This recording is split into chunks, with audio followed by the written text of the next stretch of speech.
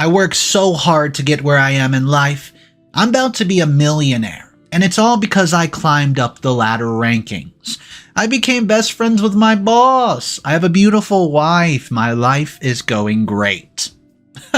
Until I found out my wife is actually a dirty cheater, and the only reason I'm getting promotions at work is because she's sleeping with my boss. And it gets worse. I decide to expose them at work at one of the biggest party functions of the year, which has every worker, including the owner, who, get this, is a billionaire.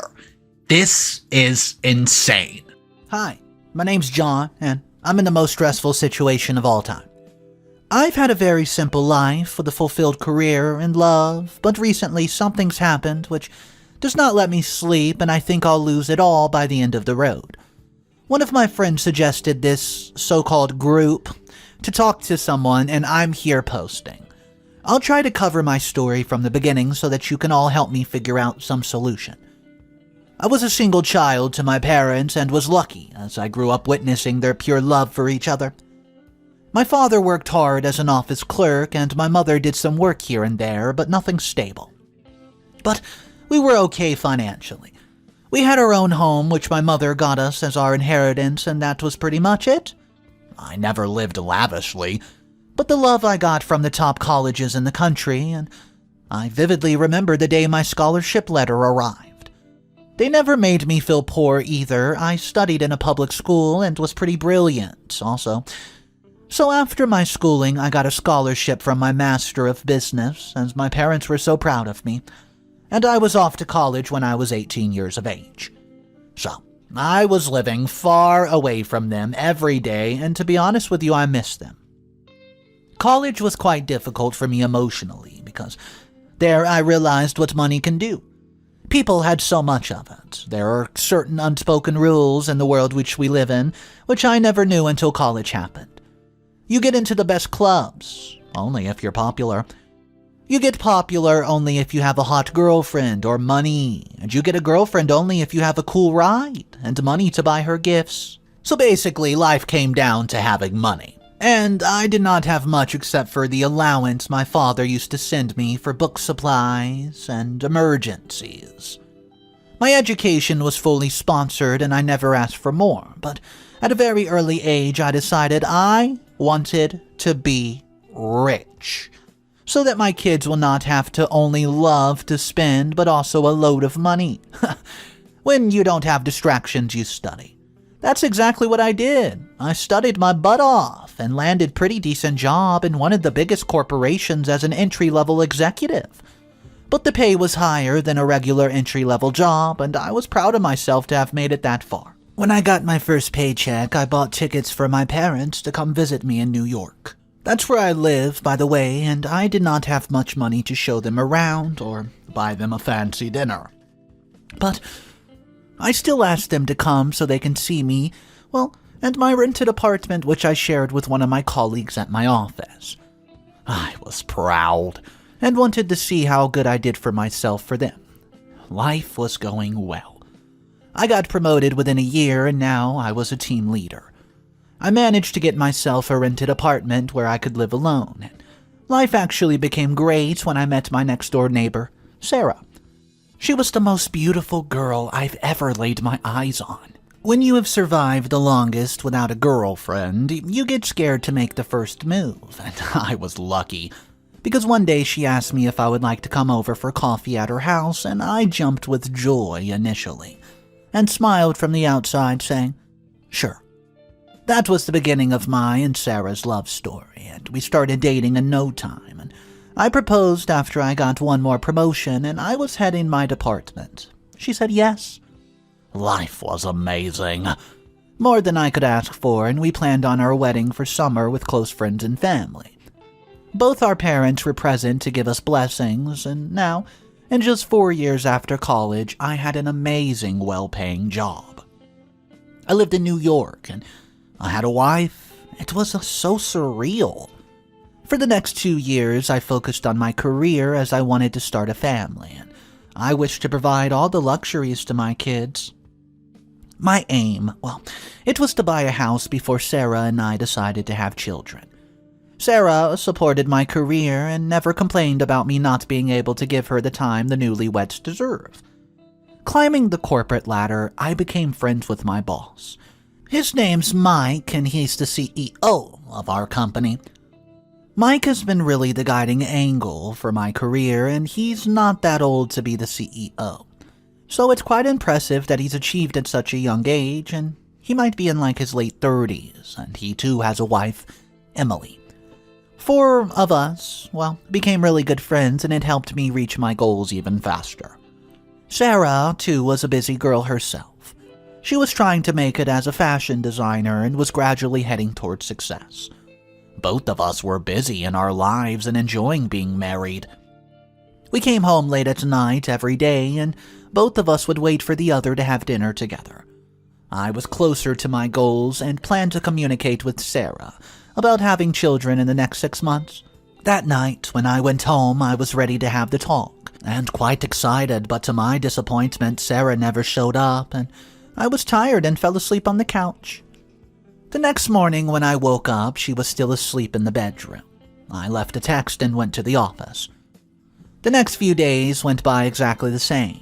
Sarah used to come home much later than I expected, and of course, I did not question her about her whereabouts because it was normal for us to work late and not see each other quite often. But the days seemed gloomy. Something did not feel right. And after a week of not seeing each other, I had to see for myself exactly what was happening. Of course, before going all detective, I tried to talk to her multiple times about her schedule, but she gave very vague answers, and so one day after office, I headed straight to her workplace only to find no one there. I called her from outside her office to ask her where she was, and when she picked up, there was music playing in the background, and she told me, "Hi, baby. I'll be late today. I'm sorry. Work's been crazy, and all of us are going to be stuck all night at the office. Hee hee." My heart sank at that moment, and my lips did not move, and I cut the call. Tears clouded my vision, and even though I could not see clearly, I understood everything. Sarah was having an affair, or that was the only reasonable explanation for all that was happening. I could not think clearly and went to a nearby bar just to have some me time. I lost count of the drinks after 4 pegs and passed on the bar floor. When the waiter woke me up at 3 a.m. in the night when they were closing, I walked myself home, and of course Sarah wasn't there. My head was spinning badly, and I somehow managed to fall asleep. I definitely woke up way past office hours. I heard some noise in the kitchen and went to find Sarah cooking. She was extremely casual, and that threw me off. Was I overthinking this? There's a possibility that they might be working somewhere else and not in the office. She passed a comment on my drinking and dozing off, and I smiled and said nothing. I asked her where she was last night because I wanted to discuss something important and take her out to dinner. My suspicion was confirmed when she again mentioned that she was at her office, all night, working. I had to find out why she was lying, but I was scared to know the truth. I called the office, letting them know I'm not coming, and my plan was to find some clues to understand what was going on in wife life. She left around 3 noon for work, and I stayed back saying I'm not feeling well. She kissed me goodbye on the forehead and promised to be back by 7. As soon as she left, I followed her after waiting for 5 minutes. She took out her car and went in the direction of her office. And to my shock, she actually went to her office. Nothing funny, nothing suspicious. I waited there in my car for the next half of an hour for something to happen, but nothing happened. Around 5 p.m., when I was about to give up and leave, I saw my boss's car pulling into the driveway. I ducked into my car because I did not want him to see me, basically creeping on my wife and missing work for no apparent reason. But rather than passing through me, he parked the car in my lane, and I saw Sarah coming out of the building. My body froze. My brain stopped working as I saw those two start kissing for an instant and disappeared into his car. My wife is having an affair with my boss. What do I do? Update. Number 1. Hey guys, so it's been a week since I found out about that man in my wife's life, and everything that was mundane for me has changed into the most difficult task. I want to share that all your responses to my situation has been very mixed, but the majority of all you suggested I confront her. And as much as I would like to, there's a major issue with this. You see, I've worked really hard to build myself strong financially, and I don't want to lose all that over my cheating wife. I don't understand why she has the need for another man. It's never been 2 years since we're married, and she's bored of us already? I'm having sleepless nights trying to find one good enough reason for my wife's actions, and so far I've literally found none. Except that she's just a horrible person and does not realize the magnitude of her actions. Also, she has zero clue that her husband has found out her dirty little secret, and my brain's dead, but few of you suggested taking Emily's help, and that's something I've been leaning my intentions onto. I think it's a good balance of saving my career and still exposing Mike and Sarah. I behaved exactly the same with Sarah, all week, so that she does not have a clue. Meanwhile, she's been discussing children and the house like nothing's wrong. It hurt from head to toe when she mentions children with me. I love her, and I would love to have kids with her. It took me less than 24 hours to accept that those dreams are dead. That my wife is manipulative and a very bad human. She sleeps with me and dreams about her future while going out with my boss and doing some stuff. I just needed to secure my position at the company before doing anything about the affair, and so I went to meet Emily. My meeting did not go as planned. We were familiar because of the formal dinner that we had, but I cannot say we were friends, and she welcomed me into our home. What happened later crushed all my hope. As I told Emily the truth about her husband and my wife, she went into a complete denial. She blamed me for having a dirty mentality and found my thoughts very offensive. I was not prepared for her reaction and simply could not do anything to make her understand the gravity of the situation at hand. She asked me in a very rude tone to leave her alone, and I obliged, but before I left, I asked her to not say anything to Mike and find out for herself before she alarms anybody. She just nodded and pointed towards the door. That was my cue and I left. 2 weeks go by, and I heard nothing from Emily. I was feeling absolutely restless.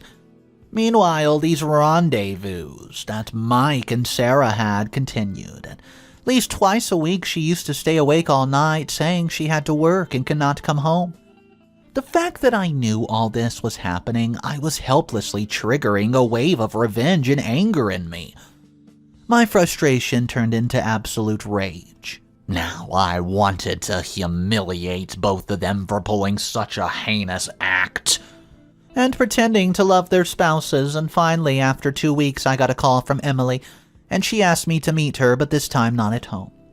We met at a cafe nearby her house, and she looked like she's been sick. I asked her if she was okay, and her eyes were deep and dark circles were hovering, and she starts sobbing. I didn't know what to do, so I just let her cry it out, and I held her hand at the end of it. She gathered herself soon and took out her laptop. I was clueless because for sure I had no interest in seeing his naked husband or my wife with him. Emily showed me multiple photos of girls, all in their late 20s and mostly married. I could tell by the rings on their finger. So, what exactly am I looking at? Oh, these are my husband's mysteries. My eyes dropped to the floor and you could see the nerves in my brain explode, and Emily hired a private detective to find out if my story was legit. She agreed that if she alarms her husband, there will never be a chance to know anything. But when she tried to find dirt on him and my wife, she found out about 5 other girls that this Mike was seeing. My heart breaks for her. I hate that I was the one that did this to her. Emily seems like an innocent heart and deeply loves Mike. I don't understand Mike's reasons for being a filthy dog. I looked at Emily with all the empathy that was left in me and asked her how I could help. What Emily told me next was equally as shocking. As his Casanova's husband dating 6 girls. Emily's full name was Emily McNell. Emily's father owns the company I work for, and after Emily got married to Mike, her father gave the CEO position to Mike. So Mike was not the self-created young billionaire I thought he was. She promised me I would not lose my job, but I will be promoted if I help her humiliate Mike and get a divorce. I agreed instantly. I wanted a divorce too, but there was a lot at stake for the both of us. Neither of us wanted to give a penny to our spouses in the divorce, and we decided to meet next Monday at the same spot, and until then, figure out something that was decent of a revenge. As for the proof, we have plenty. The private investigator had collected proof of Sarah and Mike. By the time I reached home, it was 8 p.m., and to my surprise, Sarah was there. She had cooked a nice dinner and asked me to freshen up ASAP so we could have dinner while it was still hot. I was deeply disturbed by the meeting me and Emily just had. For the first time, I admitted out loud that I was going to divorce Sarah. As the shower ran, my tears flowed, and I love her, and I dreamt of my life together with her. Why was this happening to me? And her nonchalant behavior is making my heart ache, and my ego ache.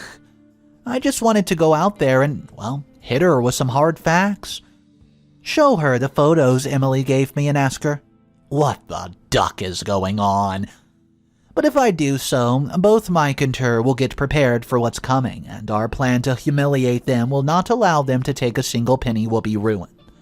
Moreover, I could not do this to Emily. Now she's involved in my plan, and so I went out from my shower to the dining room and did the exact opposite. I talked, I laughed, and I had dinner with my cheating wife. Silly girl didn't even have a clue. Update number 2. Hello. For the last month, me and Emily are meeting every Monday to discuss our further plan of action. I've had so many responses supporting the step I'm about to take, and I feel grateful for this community, because sometimes it's hard to not lose track of yourself and feel like you're the worst human on this planet to be doing this to your wife. But the positive words you all have seem like you understand where I'm coming from. I don't want to waste my entire life's work on a person who is easily having an affair with my boss. Yesterday was Monday, and this was our last meeting before we had to execute the plan. Over the course of a month, me and Emily had gathered all the proof and track records of where they both go, how much time they spend together, and what they do. Half of the information was not easy to digest, but Mike's file was much thicker than Sarah's life, and I could see the embarrassment in Emily's eyes for her husband's infidelity. Why do women think that if your husband's an a-hole, it's somehow your fault? It's not. It's not. If anything, you should be relieved that you're leaving them, and it's the best that you can heal for yourself. We came to the decision that we wanted to expose them in front of everybody, and the best occasion to do so was at our office annual function, and it was coming up in a week. How ironic. I was up for Employee of the Year, and Emily was going to be there handing awards to the employees. That was going to be the moment when we exposed them in front of everybody, and Emily wanted her family to be present, and I just wanted Sarah to be humiliated enough to have played with my love and emotion. Finally, the day came, and we all gathered in the best 5-star venue in New York City, baby. My heart was thumping, and I was breathing restlessly. Sarah, Emily, Mike, and me, all 4 of us were under the same roof, and our lives were about to change. Forever. Emily was on a stage handing out the awards, and the, quote, Best Employee of the Year award was going to be announced towards the end. I knew I was going to get the award, but my speech was going to change the company dynamics, and, to be honest with you, I was scared. As they announced my name for the award, I went up on stage, and Emily handed me the mic, along with the award, and, said it's showtime. The projector behind me went blackout, and the spotlight transferred to Sarah. Each and every person in the room turned towards her as I said these words. This award goes to my loving wife for always being by my side and letting me fly in my career very high. Thank you for being my bosses absolute favorite in showing your true colors early in our marriage." As soon as I said those words, the projector started playing decent but intimate pictures of Sarah and Mike. The audience gasped for air, and there were slow whispers all around the room. Half of the people looked at Mike and the other half looked at Sarah. Emily snatched the mic from my hand and said, "I will ruin you, Mike." Emily's father, Joshua McNell, the founder and president of the company, well, he was here, and Emily looked at him with tears. He canceled the event and asked the guests to leave. The room became vacant, leaving 5 of us, only Silent presented. Mr. McNeil was so furious at Mike and starts to curse him with every word I've ever heard. He warned Mike to, ruin his life and career in no time. Mike looked like he had seen a ghost, and Sarah did not have the courage to even look at me. She was looking at her heels for the next 15 minutes until I left. I went straight to my house, and as I walked into my home, everything came rushing towards me. My complicated life, Sarah's infidelity, my dreams being shattered, and the risk I've taken that might, ruin my career. I cried my heart out and felt at the most lonely I've felt in my entire life. I was about to divorce my almost new bride. We had celebrated just 1 anniversary, and I was going to crush her reputation and all of my dreams in the court for the next few months. No matter how much pity I felt for myself, I could not find any excuse or sympathy for Sarah. I knew I was doing the right thing by filing for divorce, and I opened up a nice bottle of scotch, just to help me fall asleep. It was already 2 a.m. and my mind was cursing me to not sleep. I'm almost drunk typing right now, so I hope that I've covered all the crappy details about the most horrific day I have survived. Me and Emily, we've already filed for divorce, but the lawyers were waiting to submit the paper after the annual function. We wanted to make sure that both of our spouses' acts are out of the world and let them see everything, and did not want a silent divorce. Now it's done. The paperwork will go through in no time, and we will have to face each other in court. I'll try to keep you updated in the coming days. You guys are the only ones I've been able to narrate my story to, honestly. Update number 3. I know it's been quite a while since I've posted anything about this dramatic end of the story. I don't know, like 6 or 7 months. I've lost count of time. When you're extremely happy or drastically in pain, you don't remember time. It just passes. That's what happened to me. This is my last update because the story of me and Sarah is over. I'll tell you everything, but it's hard for me to even type this. I want to say thank you in advance to all of you who had so many kind words for me and for making me believe that I am not a bad human, just one who is hurt. So, after the annual function night, I drank myself to sleep, and when I woke up in the morning, Sarah was nowhere to be found.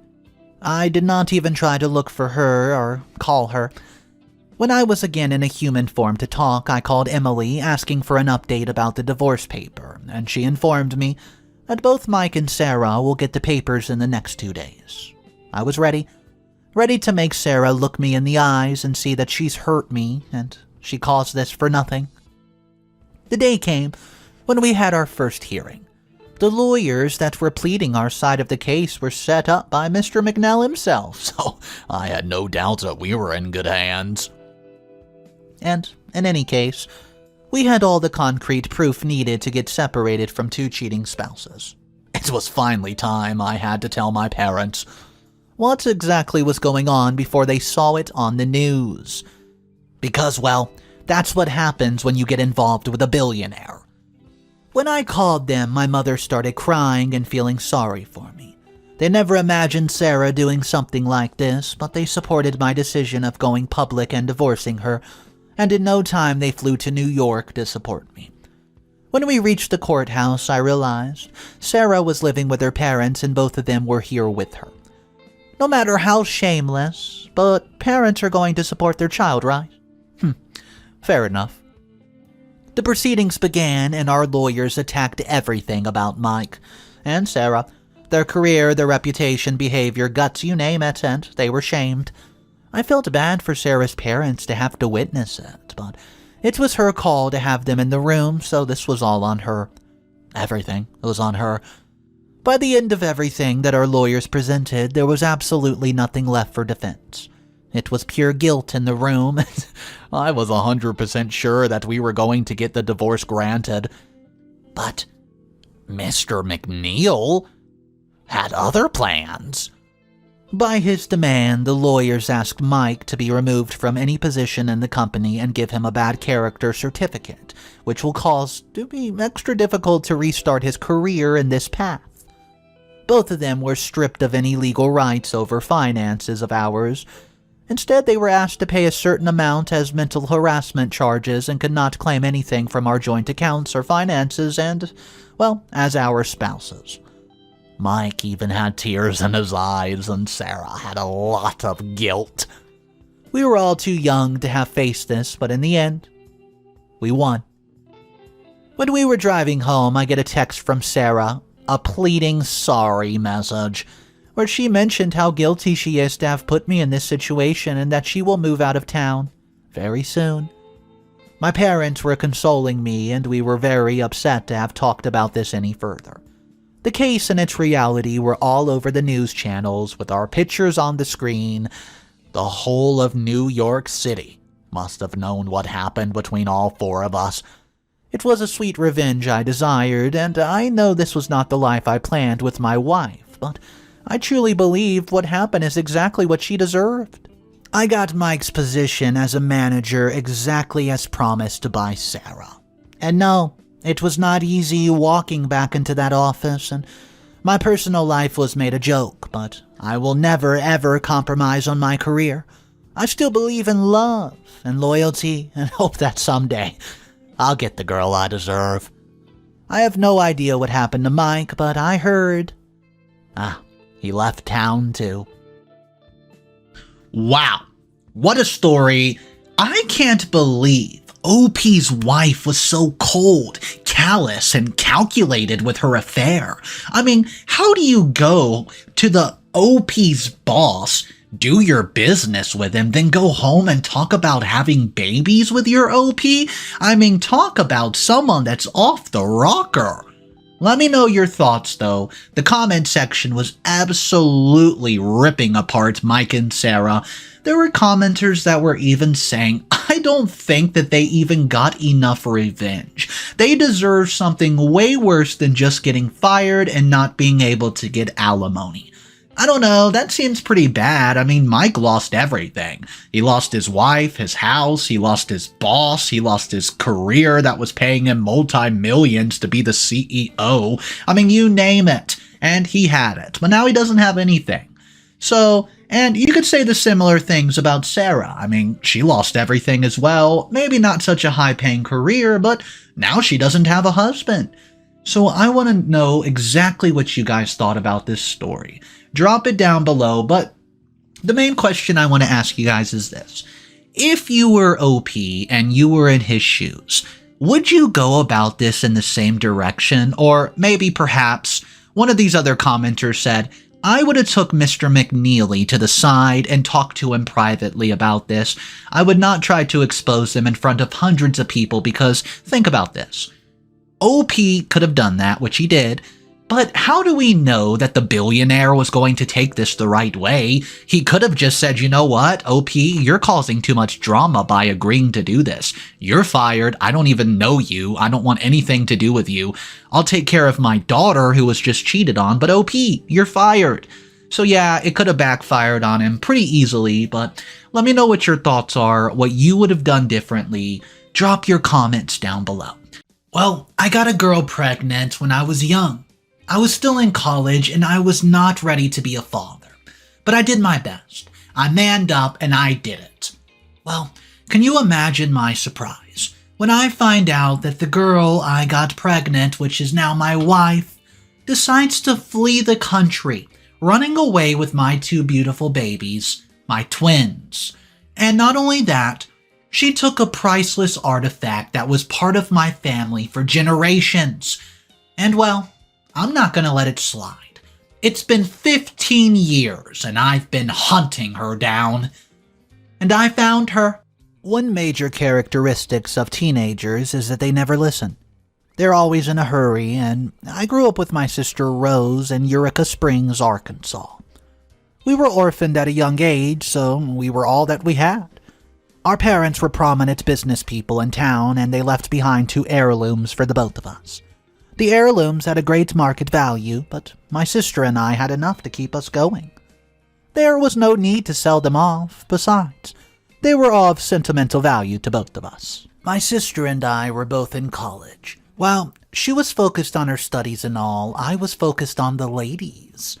Well, guys would always be guys, I guess, and the college was not that far from our house, so we both went from home. My sister went from home as I was only in school during the period of exams. There was always a party or two for me to attend, and I never missed. My sister did her best to advise me to steer me towards the right path, but there was nothing she could do as our parents were no longer around. It was during one of my escapades at a party that I crossed paths with Ava. We were both young and wild, and threw caution to the wind. I didn't know much about Ava's parents or family at the time, and I simply did not care. I was just in it for the fun. After several careless nights of recklessness, I got her pregnant. The whole energy and excitement dissipated the moment I received the news that I would be a father soon. Gosh, it was just too soon. I was not myself for days. I stayed indoors while pondering on what to do, and my sister could tell there was something wrong with her brother, who barely missed out on any party. I had enjoyed the moments I spent with Ava, but I did not see myself fathering a child with her. I suggested to her, we should get rid of the baby. She refused. She said if I did not turn her down when she opened her legs for me, then I was to be a man and stand up for my responsibilities. It was more like she enjoyed the prospect of bearing my child. I was the popular kid whose parents have left a small fortune behind, and I think it would have inspired her to want to keep the child because she remarked on me having money to take care of her and the baby. I finally decided to tell my sister. There was absolutely no point in even hiding it, so Ava could show up on our doorstep with a protruding belly. My sister was mad. What angered her was not the fact that I had gotten Ava pregnant. It was the fact that each time she warned me to desist my careless lifestyle and focus more on my studies, I would pick a fight with her. Her anger only lasted the night, though, and she met the next morning and asked that I introduced Ava to her. My sister Rose was further disappointed when she met Ava. She claimed Ava lacked any home training. Well, I didn't argue that fact with her because a lady who had a proper upbringing would not be drinking and smoking in a club. Ava told my sister to not bother trying to get her to go to get rid of the baby, as she would not put her life on the line just to save us some face. My sister was stunned by her statement. Up until then, I hid the whole, get rid of the baby thing from Rose. My sister told her there was not going to be any sorts of that, but she would give birth and stay at her parents' place. It was then Ava revealed to us that her family stayed in Europe, but her aunt lived in our town. She claimed neither her aunt nor her family would want to take her in with a pregnancy. Rose was the more mature and rational one amongst us. She suggested that we visit Ava's aunt to relay the situation of things and find a way forward. Ava's aunt was one Madame Eunice. It was clear to me and my sister that the apple does not fall that far from the tree. Madame Eunice was disappointed. She began making comments which were suggestive of her wanting her niece to get rid of the baby, as her family was not well-to-do. She did not consider the fact that her niece could die in the process. She was a woman in her late 40s and had no child. From the lifestyle she lived, I would not be too surprised if she was responsible for not having a child herself. Rose came straight and told her that getting rid of the baby was simply off the table, as we were not trained, so we did not deem it morally okay. It was then that Madame Eunice began asking about our background. It took her less than 2 minutes to deduce who we were.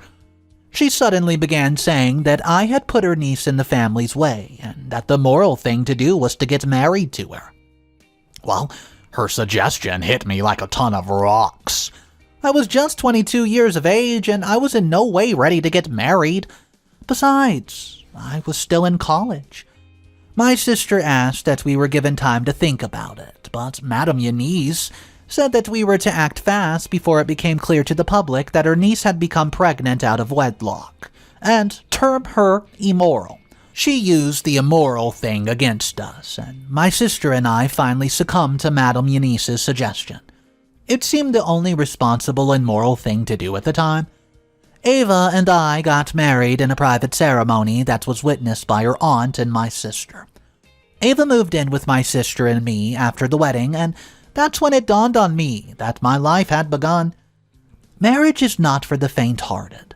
Ava was lazy and dirty.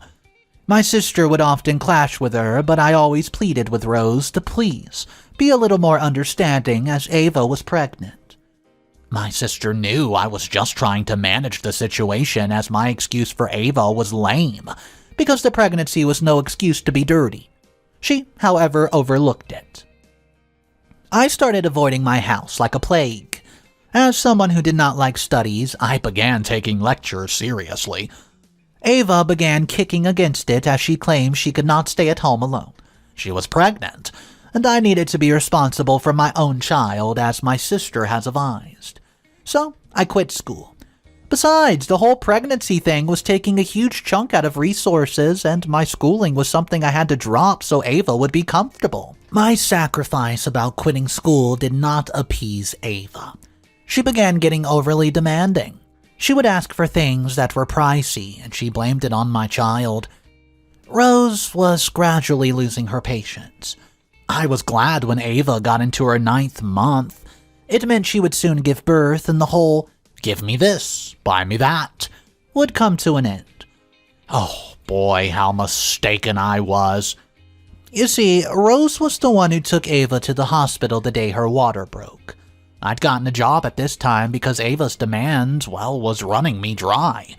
And it wasn't fair that my sister would use her part of the inheritance to satisfy Ava's needs. She was already irritated as it was. I was at work when my sister came calling from the hospital. She asked me to come there as I was now a father. I found my way to the hospital where I discovered that Ava had not just added to us. She had multiplied us. She had given birth to twins, a boy and a girl. My kids brought to joy, and, they equally brought a lot of needs that needed to be met. I began taking on a job, and I could not ask Ava to do the same as she had just given birth, so the load was on my neck. Thanks to Rose, who would often help out financially, she was taking the whole aunt thing very seriously. The birth of my children mended the fence between my sister and my wife just a bit. Rose was now more tolerant towards Ava, and she would clean the house and equally help us financially. Time flew by pretty quickly, and my kids were already 3 years old before we knew it. Rose had graduated from college and gotten a job in a different city, so she moved out. My sister leaving the house meant that whatever kind of assistance I was getting from her, either financially or physically, was gone. I was left with catering for my family of 4 while she still was doing the chores. I did not possess such a level of patience that overlooked the dirty house, and I began to get irritated. I would return home from work, only to find the house turned upside down with Ava doing nothing. I would then spend the next hour cleaning the entire house when I was supposed to be saving up energy for tomorrow's workday. I was not very pleased. I'd gone from being someone who had an inheritance to live on to someone who now took jobs to fend for his family. The only thing I had as an inheritance was the heirloom that my parents had left behind. This was a big change, and if I could adapt, I expected that Ava should have at least done the same by getting used to doing some chores after living with my sister and me all these years. I started talking to her about it, and she claimed she was doing her best. It was either I was blind or she was delusional. I'm sure, though, I'm not blind. My eyes are still intact, by the way. We soon began having occasional fights. She would make absurd demands for money, which I was struggling to get, and All her aim was focused on wanting to live in the wild. Well, she lived in when we met. I tried making her see the reason. I was still young. I still had my youthful strength coursing through my body, but I had to put all that aside just to be a perfect example for my children. This was the same thing I expected from Ava, but she was not willing to make that kind of sacrifice for our children. I fell out with Ava. One day when she asked that I gave her some of, $10,000 for no justifiable reason, I told her there's no such money anywhere for me, and even if there was, we had needs that required money. Ava flared up. She began accusing me of not taking good care of her and the kids. She even claimed that I could sell the heirloom which my parents left behind for my sister and me, but I chose to keep it lying around just wasting away while we suffered with the kids and hunger. I did not want to create a scene in front of our kids. I warned her to never suggest selling my heirlooms to me as it was a no-go area. I rather told her to go and get a job like other ladies who supported their families. I left the house only to return and discover that Ava, my kids, and the heirloom were missing. The neighbors attested to seeing Ava leave with my kids, and I was confused. I didn't know what to do besides call my sister. My sister came home and we both went to see Madame Eunice. Madame Eunice was unreceptive, and she said that if I had treated my wife right in this situation, it would not have gotten to this point. After much pleading, Madame Eunice finally told me she had no idea where Ava was. I think she was lying. She just wanted to dismiss my sister and me, and I asked for the family address of Ava, but Madame Eunice claimed she didn't have it. Rose and I were about to leave her home when she said I should go and get a life, as Ava's moved on. Her statement meant she knew more than what she was willing to say, obviously. Well, I was shattered beyond words. My world crumbled before my eyes, and I became the most miserable man you could have ever met. I would write various letters to Ava and my children, and post them to the address of Madame Eunice's home. I lost interest in my work and would spend most of my time writing to my children and their mom. But there was no response for once. Rose was not happy my life was at a standstill, and she advised that I tried moving on, as there was virtually nothing I could do. Moving on was the hard part. I kept on sending letters till Madame Eunice moved out of our town. My sister went ahead to make something useful out of her life, and while I just engaged in a life of debauchery as an escapee route from the pain which I was feeling on the inside. Fortune soon smiled at her and she got married. Both she and her husband relocated to Europe to start their lives, so I was all alone. I refused to get married or have any more kids with any of the women I slept with. I could not account for the kids I had, so what was the point of getting more? My sister would occasionally call to find out how I was doing, and to equally persuade me to carry on with my life as I was still young. Each time she called, she hoped that I had taken her advice, but she was always disappointed to find out that I was still nursing the 15-year-old wound inflicted in my heart by the disappearance of my children. She quit trying.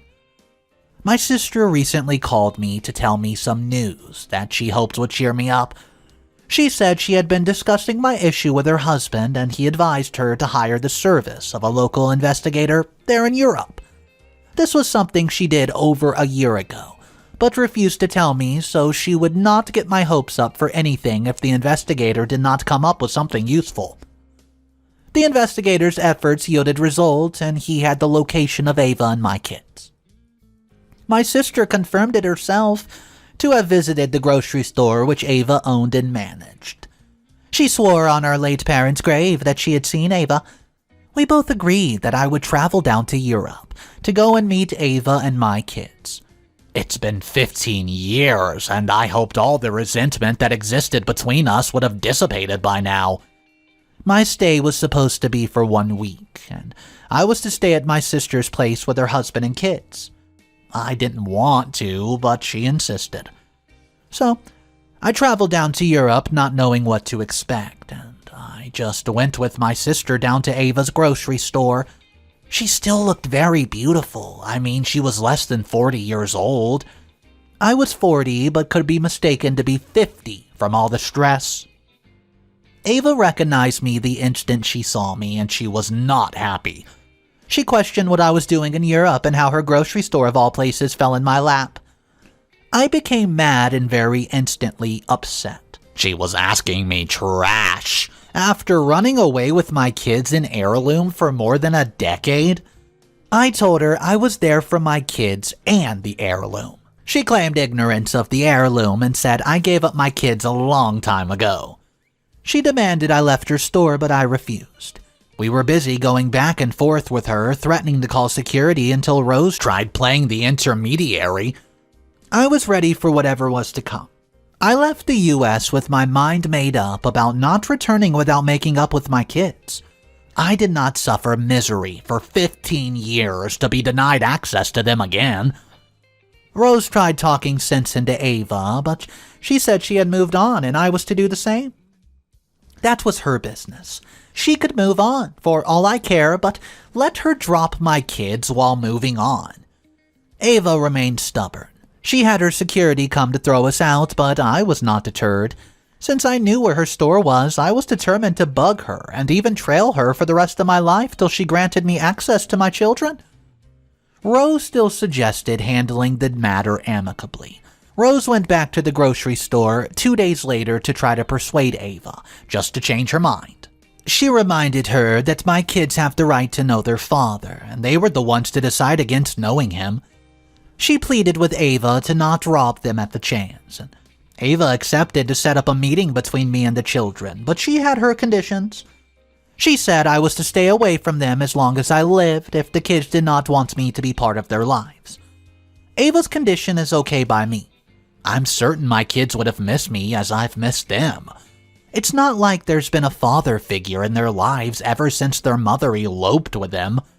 Besides, even if they were angry with me, I'm certain that their anger would vanish once I explained to them the reason I've been absent in their lives all these years. I would be going to see them in exactly 3 days. This has been my very goal for the past 15 years, reuniting with my children. What's up, everybody? Mr. Reddito here. Today's story is absolutely crazy. I mean, could you imagine losing your kids for 15 years and being on a big manhunt for them? Well, I have 4 updates to check out.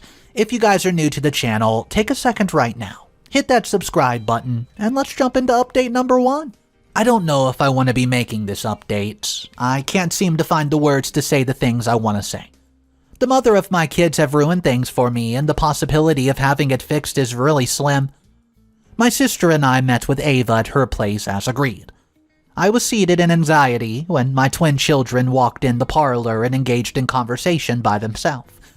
It was like Rose and I were not even there. My children had grown big. My son looked like me, while his sister took after her mother. Well, I called out to my children, but they did not seem much at all, and they just winked in my direction. I was embarrassed, but I knew it was almost 2 decades, so there could be some form of resistance on their part. I stood up, just to approach them, and that's when my daughter screamed at me not to get too close. I was confused. I took a look at my son, and he agreed with his sister. So I called them by name and told them it was I, their father. But they debunked what I was saying by telling me their father was dead. I thought they believed that I actually died years ago, so I told them it was I in the flesh. To my great surprise, my son told me I died to them the very day I compelled their mother to leave the house and live on the streets after she had turned her back on her family just for my sake. They went ahead to say I never bothered to reach out to them after all these years, and it was pointless coming back now as they didn't need me. You would not understand the kind of pain a father feels hearing his children say they don't need him. I looked at Ava in disbelief. What had she been feeding my kids? From what they had said, she painted me as the villain of the story. She made it look like I mistreated her right from the start, and my kids now hate me for it. The fact that she just stood back and watched my children tell me how disappointed they were, it shows that she's cooked up the whole thing. I tried reasoning with my kids that this whole thing's been a mix-up. But the more I attempted to speak, the more irritated they became. I wanted them to see their mother and had fed them lies about me, and I had spent most of my life looking for them all over the earth, but my sister did not want me playing the blame game with Ava. My kids were all grown up and had a mind of their own, a mind their mother had turned towards me, and Rose just advised I took my leave when my children threatened to call the cops on me. Yeah, that's right. It was very, very painful. My kids attempted to call the cops on me, and I'm currently at my sister's place while still contemplating what to do. Update number 2. These past few days have been the worst of my life. I've spent almost 2 decades searching for my children, but now that I found them, you could argue that I should not have wasted my life doing so. No father should have to go through what I've gone through these past few days. I'm still staying at my sister's place, and each time I see how great things are between her and the kids, I get reminded of the fact that mine almost called the cops on me. My sister Rose suggested that I meet separately with my kids and explain to them my exact version of the story, as their mother has been lying to them all along. So, I visit the house again when Ava was at the grocery store. My kids are done with high school, so they stay at home most of the time, just pending admission to college. My visit to the house was like the first time. My kids were not willing to hear me out. They kicked me out, but while they were at it, I informed them that all their mother had fed them about me over the years was lies. I dropped the telephone line of my sister's house where I stayed just in case they need to reach me. The way things turned out was not soothing in any way at all. I decided to talk to Ava. She had created this whole mess, and so if anyone could bring it to an end, she was the one. I went back to Ava's grocery store, and I pleaded with her to straighten things out between my kids and me. I told her I cared less about the heirloom, she can keep it. My kids were all that mattered to me now, and I don't know when I just broke down in tears crying. I was not asking Ava to come back into my life, so we would be one big happy family. No. I just wanted her to make my kids understand that their father was not the monster that they thought I was. Ava did not empathize with me at all. She even picked offense that I still thought she took the heirloom, thereby implying that she was a thief. She finally said to me that I should honor my agreement to stay away from her and our children, as long as I lived, and she just asked me to travel back to the US and never show my face again. I'm at a loss for words at this point, and I've done all I can think can be done. Do I just accept the fact that my kids have been lost forever? What would you do if you were in my shoes? Update number 3. Believe it or not, things have gotten better between my kids and me. The time I planned on staying in Europe was up, and I had to leave. The initial outcome of things was not encouraging, as I was on the verge of, harming myself. My sister had taken leave from work and suggested that I extended my stay so she could look after me.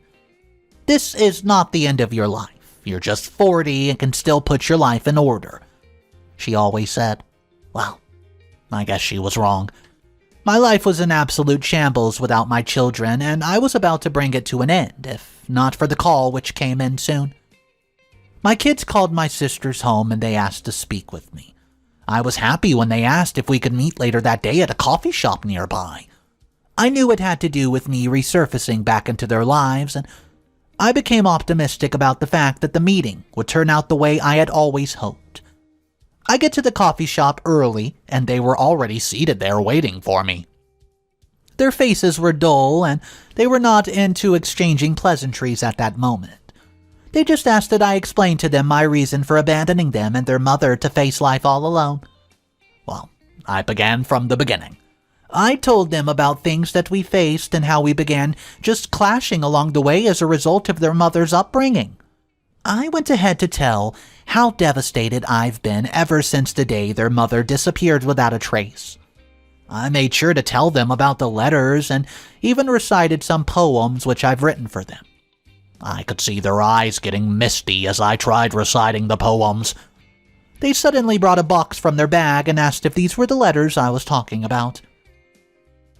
I could not believe my eyes. The box which they brought out contained the very letters and poems that I've written to Ava and posted to the residence where Madame Eunice lived. Lest I forgot, Madame Eunice is dead. She passed on about 5 years ago, and if Madame Eunice never knew the address of Ava as she claimed, how come the letters were found in Ava's possession? I felt a rush of different emotions flood me, and I told my kids that their mother had probably worked hand in glove with Madame Eunice to keep them away from me, and to paint me to be the monster that they believed me to be. That was not all. In the box contained something that had been missing all these years. One of the heirlooms which my parents left me. It was mine, but the fact that it was in Ava's possession meant she knew where my sister's own was, and I did not tell my kids anything about the heirloom, but I asked that they let me take it since it was mine. I did not tell them that it was an inheritance that their mother stole from me, though. I left that out. I got home and showed the heirloom to my sister. She was absolutely enraged. She almost drove down to Ava's shop just to tear her to shreds if not for my intervention. I asked her, please, be patient, as revenge is what I'm going for. Update number 4. My time in Europe is almost up, and I'm thinking of relocating here permanently. Something dramatic occurred yesterday. I was at my sister's place, and for the first time in a long while, I could say I was happy, thanks to how the meeting with my children turned out. I was supposed to meet up with them when their mother Ava stormed my sister's house, screaming my name at the top of her lungs. You could almost think I had committed a heinous crime. She began questioning what I have said and done to her kids at the moment she saw me. I knew what she was talking about. She was talking about the letter which they discovered and the truth which I have told them. She began accusing me in front of everyone of poisoning the minds of her kids against her, and I blew hot. I reminded her that the kids she called hers were equally mine, and I never poisoned their hearts. They simply discovered the truth for themselves. The kids now resented and were keeping their distance from her, and she was already going mad. This was not even up to 3 days, but this was a fate that she had made me suffer for almost 2 decades. While Ava was still ranting, I pulled the heirloom out of my pocket and dropped it right there on the table. At that moment, her eyes grew big. I told her it was from the box of letters. The very heirloom she claimed to not possess, and Ava was absolutely shocked. Ava began pleading with me to forgive her and talk with her kids to do the same.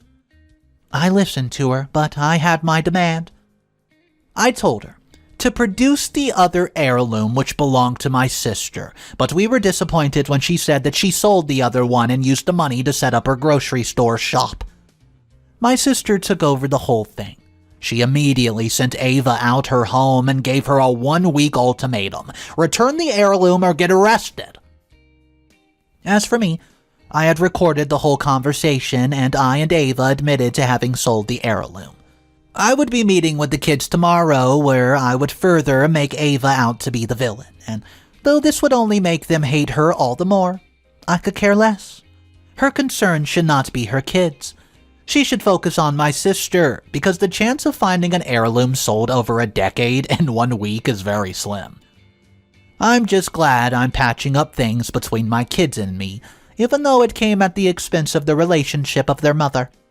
So I leave you guys with this. Am I the a-hole for letting my kids hate their mother after she fled to another country with them years ago? Bad-mouthed me until my sister finally found them, and they discovered letters I wrote them every single day.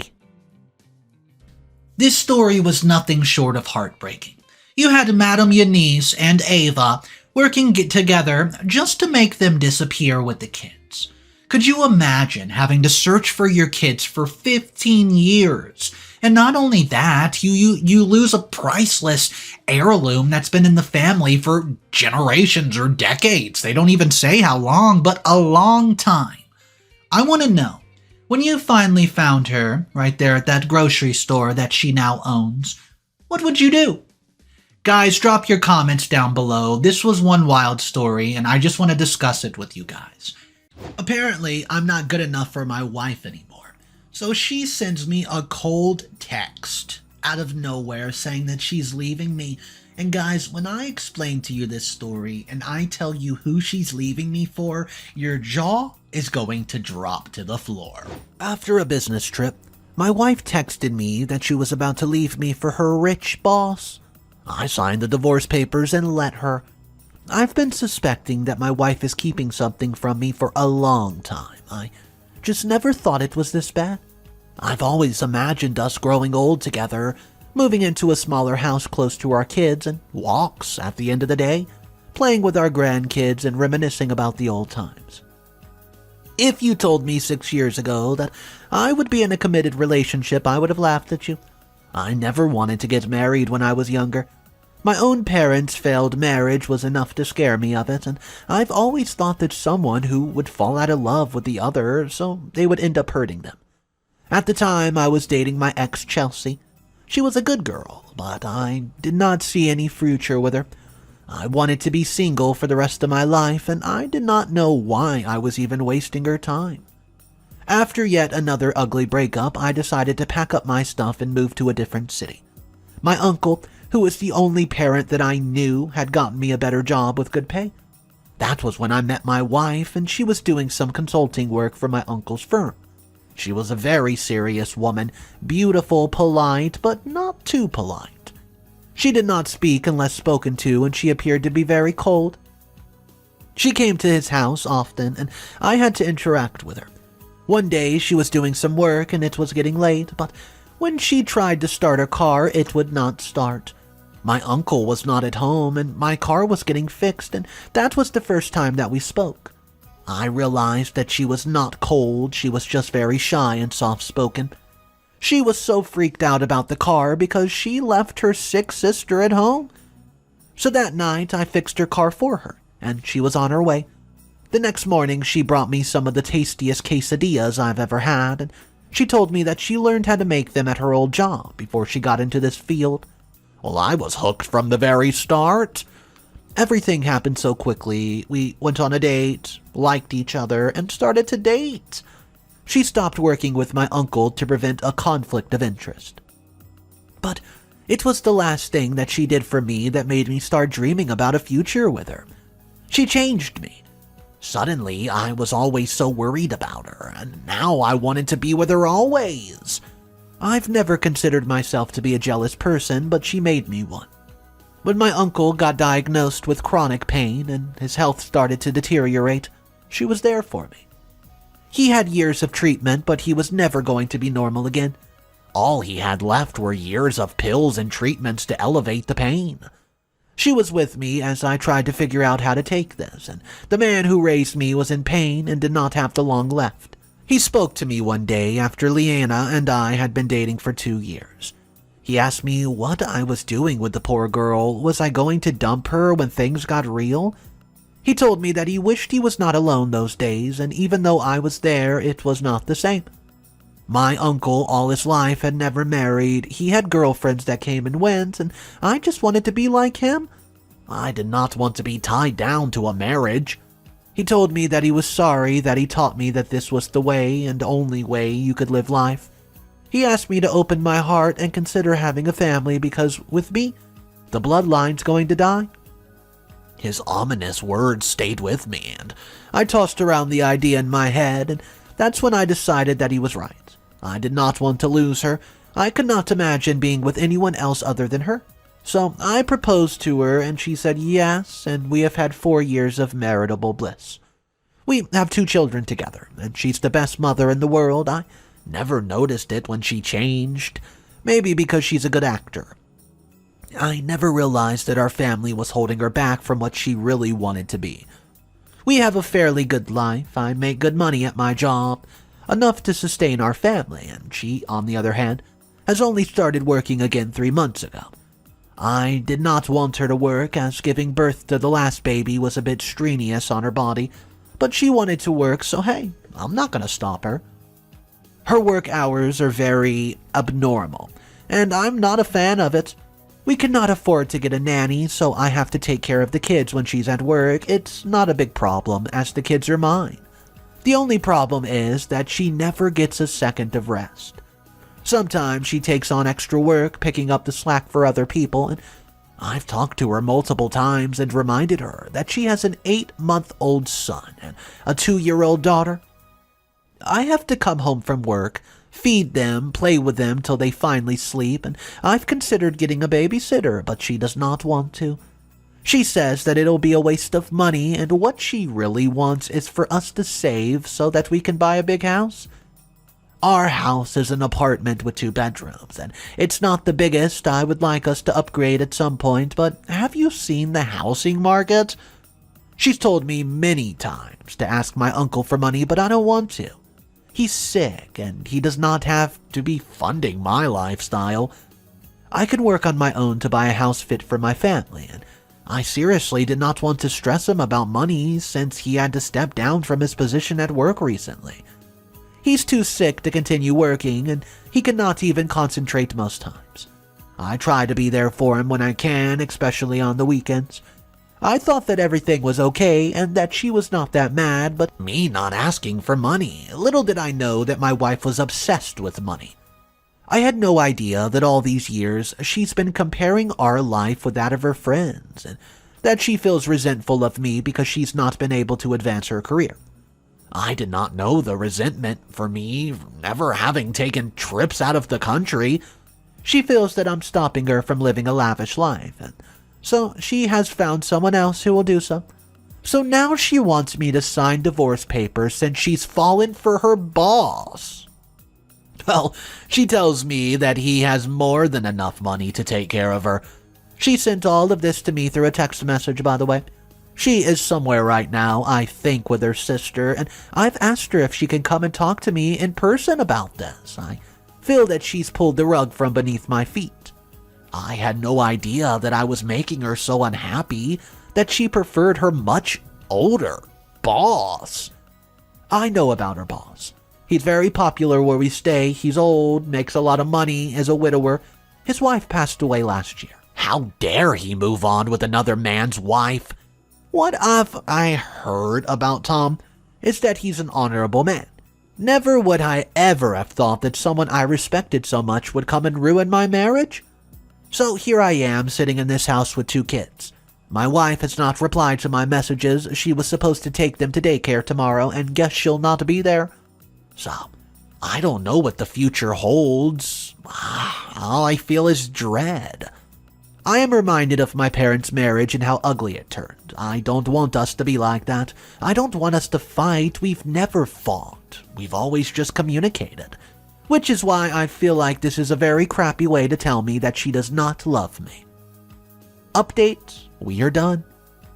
Hey guys, another post. Thank you so much for your supportive messages, for real.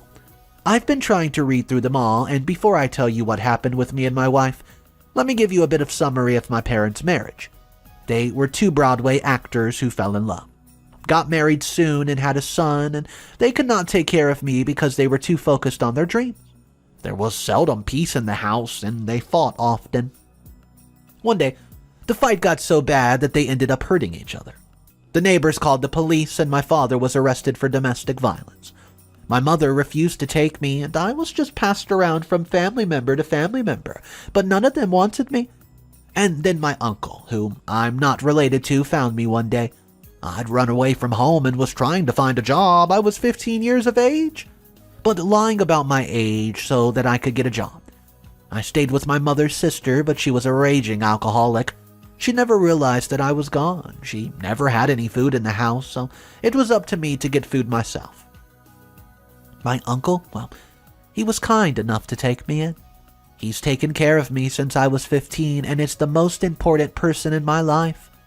I told myself that if my marriage ever turned bad, I would make sure to end it amicably. I don't want kids to go through what I've been through. So I signed the papers and sent them to her today. She then came by an hour ago and fetched her stuff, and she came with her sister, as she did not say a word.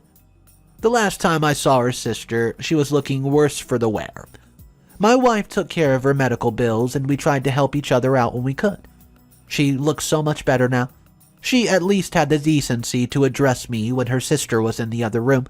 She told me that she did not agree with what her sister was doing, and she asked me to fight for full custody of the children because she didn't like the man that Liana was getting married to. I asked her, why she would say that, but then Liana entered the room, and the matter was forgotten. I could not help but think about what she said, though. I'm going to give her the divorce, but it's unclear whether she wants the kids or not, and it's not like she's taken care of them for months anyways. I think that they'll be better off with me. She can go start her new life if it makes her feel better. Update number 2. 1 year has passed. Hey guys, I'm sorry I haven't updated this in a while. A lot of stuff happened in my life after I signed those darn divorce papers. My ex-wife tried to get custody of the kids, but I was able to prove to the courts that I was a fit father. I had all the proof that she spent all her time working while I took care of the children. The warning that Saskia gave me months ago kept on ringing in my head. The warning, well, I wondered what it was that she saw about that man that made her feel like that. Well, I won custody of the children. What was supposed to be a happy day for me quickly turned upside down, however. I get a call. My uncle, he's passed away in his sleep. I hated that while I was in court fighting for custody, he was busy fighting for his life. I wondered what his last words were. I was ridden with guilt and regrets, but I promised him that I would carry the family line. I changed my surname to his when he adopted me. I've not seen myself as anything else other than his nephew. A few days after we laid him to rest, I was called for the will reading, and he left his stuff to some business associate, close friends, etc., but what he left for me was surprising. Well, I didn't even know he had this. $3 million worth of assets, including his house. I was shocked. I never thought that I would inherit it, considering that he has a son. His son abandoned him years ago and did not even come to the funeral, so I guess it's not surprising that he left him with nothing. My life has changed since I came into my fortunes. I was finally able to afford to get someone to help me with the kids. I tried to be an active father in their lives, and my ex moved away. She is the town over, and I do hear about her often and see her on social medias, but we don't talk. She seems very happy, and I guess that's good for her. At least she has the wealthy husband that she's always wanted. I, on the other hand, have been growing my uncle's assets. I want to make sure that my children have a good future. I want to make sure that they never know what hunger is. There's only one thing that I live for, and that is my children. I don't see myself getting married again. I think that chapter is closed with my ex-wife. Well, tomorrow is a very big day for me, guys. For tomorrow, I'm going to make a deal that'll change my life forever, and there is a failing company that's in desperate need of help. So a friend of mine, we're pulling in resources to buy it and rebrand it, and we've made all the plans and projections, and we know that once we take over, it'll be a whole new company, and it will be successful. I wish that my uncle could see me now, but I know that he's looking down on me. Update: my ex-wife's sister showed up at the house out of the blue. Guys, you cannot make this up.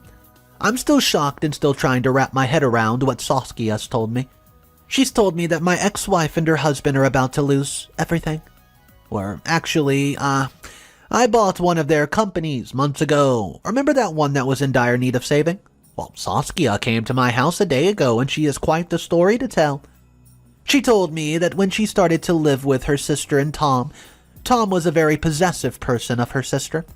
In the beginning, he pretended to be a good person, but soon he showed his true colors.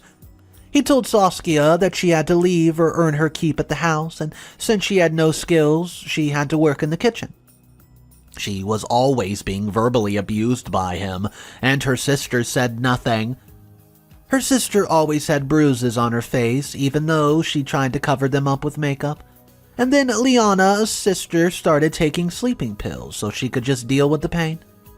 That was when Saskia found out from another woman who worked there that the man's last wife did not have cancer.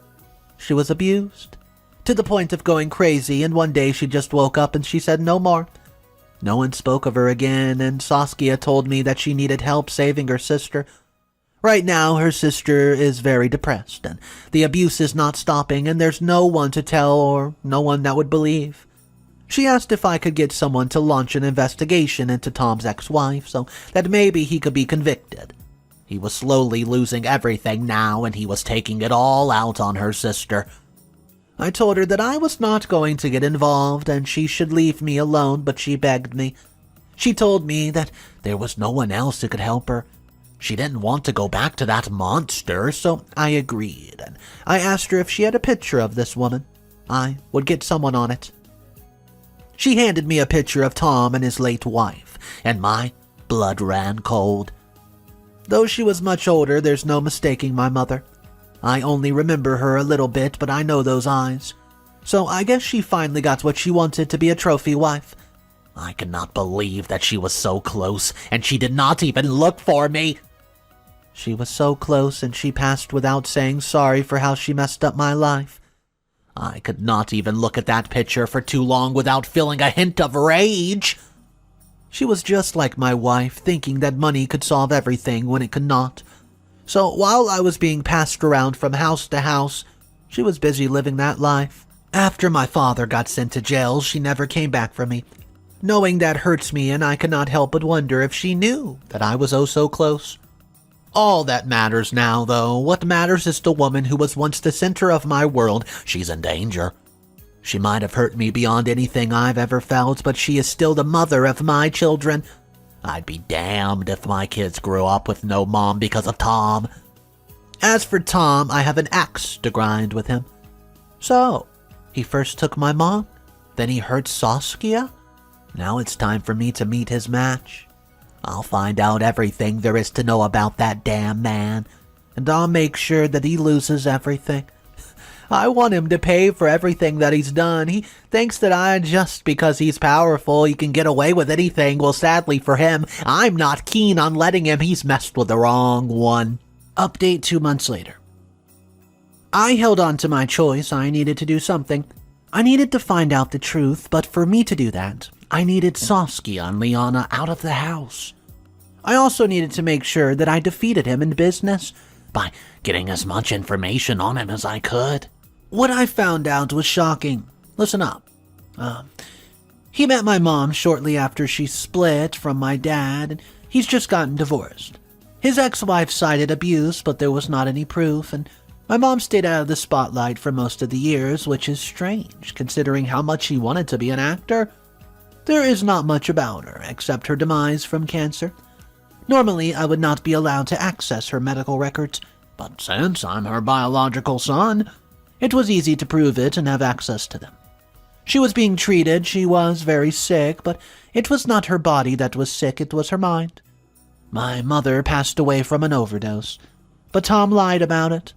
Then not even after a year, he married my wife, and at first I thought this was some sort of personal vendetta against me. The only problem was that there was nothing that tied me and Tom together. Not even my father, who disappeared without a trace years ago, and I told all of this to Saskia and told her to warn her sister about him. Saskia promised that her sister was going to come with her on a certain day, and I had already made arrangements for them to live somewhere else as my plan came into motion. The last thing I wanted was for him to hurt her. Saskia came on the day, but she told me that my sister could not leave the house, and her husband was going to be home all day, as there was no way that she could sneak out. We talked throughout the day and made a plan for me to come to her house in the middle of the night and pick her up. Little did I know that it was a trap. She told the old man everything, and I still don't know why, and as soon as I got there, an armed response was being called. They hurt me pretty badly, and I had to spend the night in the hospital. He told me to stop digging around in the past or else I'll find myself in a shallow grave. It's all so surreal, I cannot believe that she betrayed me like that. I went through all that to help her, and she told him that I was coming for him, I was going to protect her, but I think that she needs to get out of this on her own. I sent her sister away. She's somewhere safe where she can have a fresh start. I've spent the past few days healing and thinking about what I want to do next. He is not a good man. He's hurt a lot of people, and he's the reason that I don't have a mother. Now, my kids have no mom, and they'll be asking me one day, why was this the case? I know most of you would tell me not to save her because she does not want to be saved. After that stunt, I was very close to not saving her, but I had to. I have to at least know that I've tried. Update 1 week later. Something came to me today. I've been looking through my mother's pictures over the years, and I've tried to get her in my mind to see what she was thinking when she was with him. I've wondered why she never had kids with them, and if I would like my siblings if I had them. I've also been speaking to one of her closest friends, and I cannot reveal too much about this person for her own safety, but she's someone who knows more than other people know. If we play cards right, this man will be behind bars before we know it. She's going to be the star witness, the one who makes sure that he is brought to judgment. And let us hope that this goes well, for if it does not, then I have nothing else. Update. A few days later, the house of cards went down. Over the past few days, Tom has spread rumors about me, which has forced me to step away from my business. He's done this to make sure that I have no credibility. What he does not count on was him getting arrested, as he was addressing people at a charity gala. He was arrested for abusing my mom and possible homicide. When he was not granted bail, people started to realize that he might actually be guilty and that I was onto something. I made sure that I told everyone the truth, all of it. I also made sure that they all knew it if anything happened to me. It was Tom. Within a few days, his house of cards tumbled down, and this was just the push that his business needed before they all failed. It was revealed that he was behind on his tax payments, way above his overdraft, and the bank wanted his house. Liana was kicked out of the house in a very public and embarrassing way, and guess who she came for help? She told me that he found our text and made her spill everything. I want to trust her all with my heart, but all she's done in the past is just speak against her. I know that she's only coming to me because I'm the only person that can protect her. With such a scandal, it'll be a while before she finds a job in this city again. It's also worth mentioning that this woman thinks that she can now just be a good mother. She has not once asked to see the kids since she moved away, and she thinks that I've forgotten how she was quick to jump to someone with more money. Now she wants to beg for forgiveness because her cash cow is in jail? There is one thing that makes me think that she is insincere, and it's the fact that she has not respected my wishes. I told her not to speak about my mother. The topic has always been off limits, but it's even worse now that I know what her final days were. I still need time to process that she's never came back for me. I get that she was in an abusive marriage, but she could have left. She could have done so many things. I told Liana not to mention her because I was trying to keep her off my mind. But she keeps on talking about it and is getting very, very annoying. She keeps on saying that she was under a spell and, well, just made her act a bit different. It still does not change the fact that she had an affair with her boss. It was just her luck the man was a jerk who was damned to lose everything that he had. I'm just trying to figure out how the hell I can go and get her out of my house. I'm just scared that if I let her leave, then something bad will happen to her. So now I don't know what to do. I don't want her in my house. She brings back so many painful memories. About 6 months later, time for the final update. The past few months have been difficult as I've had to force my past, and I guess it was long overdue. But I was in a bit involved in the case due to Saskia telling me what was happening in the house. So, his defense was strong, and they tried to twist it some other way, but they did not count on so many witnesses who came forward. Even his employees testified that he was cruel to them. He also had the case of tax evasion and other financial problems, which were cases of their own. In my mother's case, he got 5 years, and for abusing my ex, he got a year. He's still being tried for his business and crimes, and finally my ex moved out of my house. She found a job and is staying around town, and I let her see the kids on the weekend, but that's all. She had to move out after she started to be an issue in my house. Whatever sleeping pills she was taking, she got addicted really fast. So I told her to get some help, but she refused. She refused to get help and she refused to leave the house, so here I was stuck caring for a grown woman who got herself into this mess. I apologize if I have no mercy. I did my part by saving her, and I think I deserve the rest. She started stealing from me, though, I knew enough was enough. I sent her to get some help and told her that if she ever relapsed again, then she was not going to see the children.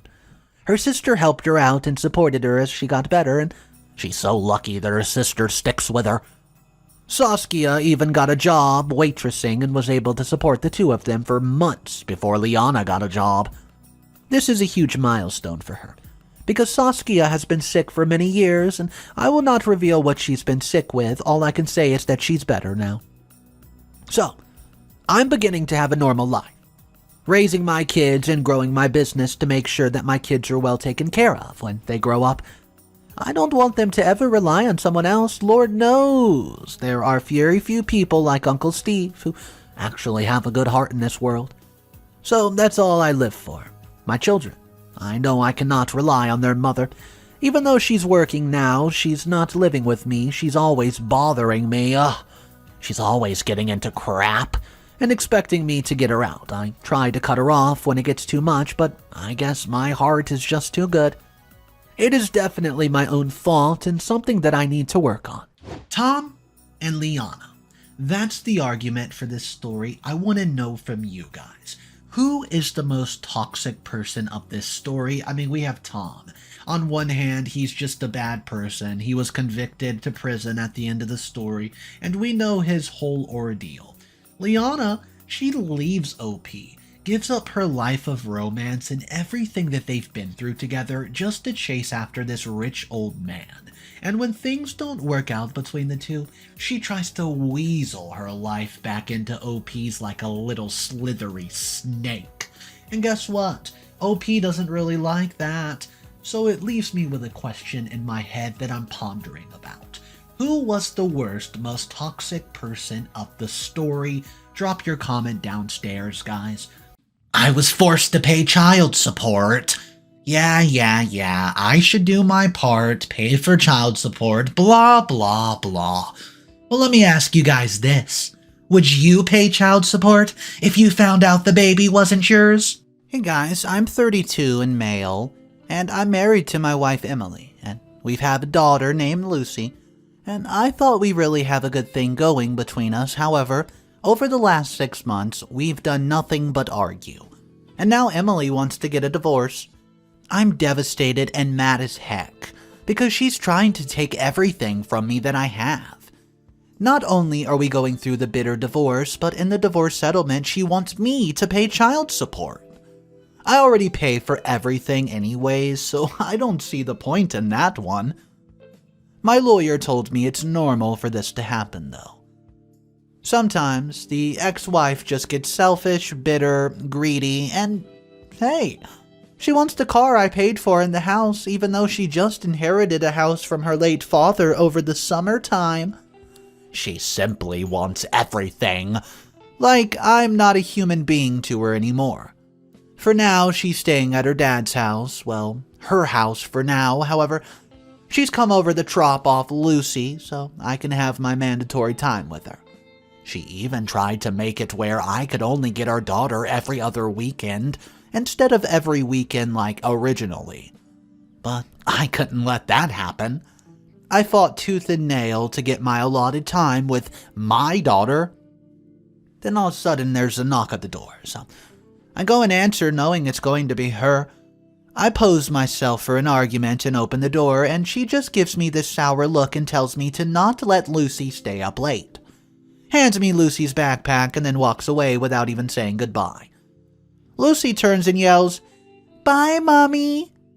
However, Emily just keeps walking to her car, not saying a word back to this sweet little baby.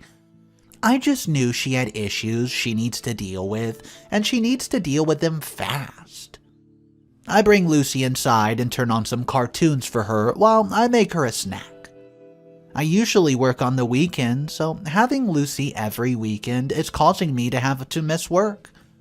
It's been a year since the divorce settlement went through, and I've been paying child support and missing work every single weekend. I finally lost my job. I walked into work on Monday, and my boss told me to pack up my stuff and go. I wasn't necessarily shocked by it, but man, did it sting a little bit. I've worked for this company for 15 years, and now, well, it's all gone. So I've been trying to recover from that, and I'm starting to worry because, well, I have bills, and I don't want to lose my house or my car, and I have to be able to make my child support payments or else. So I've been searching the papers and online for jobs in my career zone. The only problem is, there really isn't much available right now, nothing that I can find at least. I can't get a fast food job flipping burgers. I won't be able to afford my bills, especially not the child support payments because it's so much. I have not told my wife that I lost my job yet, and I don't even want to have that conversation. It's going to be bad, I just know it. It was always hard to talk to her about things that might upset her, and I've always had to lie about things instead of just being open with her, because she simply can't handle the bad news. I hated lying, but I never wanted to just sit there and argue or every little thing. But I'm going to have to do something because she's going to know I can't make the payments. Maybe I can just not say anything and try to just get a job before she says anything to me. But I doubt I'll get that lucky, but you never know how it could go down. But just maybe. If there's a will, there's a way. But let's fast forward it now to present time. It's been 4 months and I still haven't found a job that would let me afford all my bills, and I've missed quite a bit of my child support payments. I never told my ex-wife, but she obviously knew something was up since she wasn't getting the money. She called me screaming, "Where is my money?" And I just told her that I didn't have it, and would not have it anytime soon. And of course, just like that, I suspected she went out of her way to make sure I suffered for not paying. I can just imagine that the first thing she did was call the authorities as soon as she hung up the phone with me, and reported me for not paying the child support very swiftly. Because before I knew it, it was 5 a.m. and the police were there knocking on my door.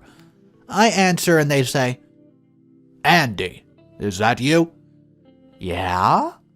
Well, I said, waiting for them to tell me that I was under arrest for lack of child support payment, and of course, that's exactly what they said. So now I'm in handcuffs and on my way down to the police station. It's the weekend, so I won't see the judge until the next Monday. They strip searched me and took all my clothes, shoes, and wallet, and now I'm in an orange jumpsuit surrounded by other real criminals I can recall. I don't belong here. Just because I could not find a job and make my payments, I just needed a little more time to get back on track. But of course, my ex-wife did not see it that way, and I knew she wouldn't. She never had a heart or cared about others enough to do things to make them suffer. If it were up to her, she would get every single dime I make and more. I'm furious, and I just can't believe this is what it came to. Me in jail, and my ex-wife is free, and my daughter probably not even paying attention to her. She should be in here, not me. That's what I get for wanting to spend time with my daughter, I guess. This morning I saw the judge and he sentenced me to 5 to 8 months in local correctional facility. I've been getting letters from my parents quite a bit. Today, a letter came from a mutual friend of Emily and mine. His name's Brandon. I haven't heard anything from him since the last barbecue we had 2 years ago on St. Patrick's Day. All I can remember is that he was acting strangely, like he needed to tell me something, but he just couldn't. And then I did not see him again after that. I opened the letter and started reading it, and it says word for word. "Dear Andy, I know it's been a while since we've talked, but when I heard about your situation with Emily and your divorce, and you got locked up for not being able to pay child support, I just knew I could not keep quiet any longer. Man, I hate to tell you this, bro, but Emily was cheating on you with the man that she's with now. They've been together since before Lucy was born, and I honestly think you should do a paternity test because Lucy may very well not be yours. And you can possibly fix the situation if that's true. I'm really sorry for not speaking up sooner. I didn't think that it was my place to break up a marriage. Anyways, I hope you get things figured out. I'll talk to you soon. Brandon. I immediately smashed the letter in my hands, crumpling it up. Damn it, I knew it! That's all I can think of right now, and all those times she came home with new jewelry or a new purse, and how she was always late coming home from the store or the doctor's office, and not to mention taking her phone with her everywhere she went, and of course it had a lock on it. Did my phone have a lock on it? Nope, never would. Had no reason to because I actually loved my wife. And now I know she was just using me for money and possibly to trap me to pay child support for a child that might not even be mine. Wow.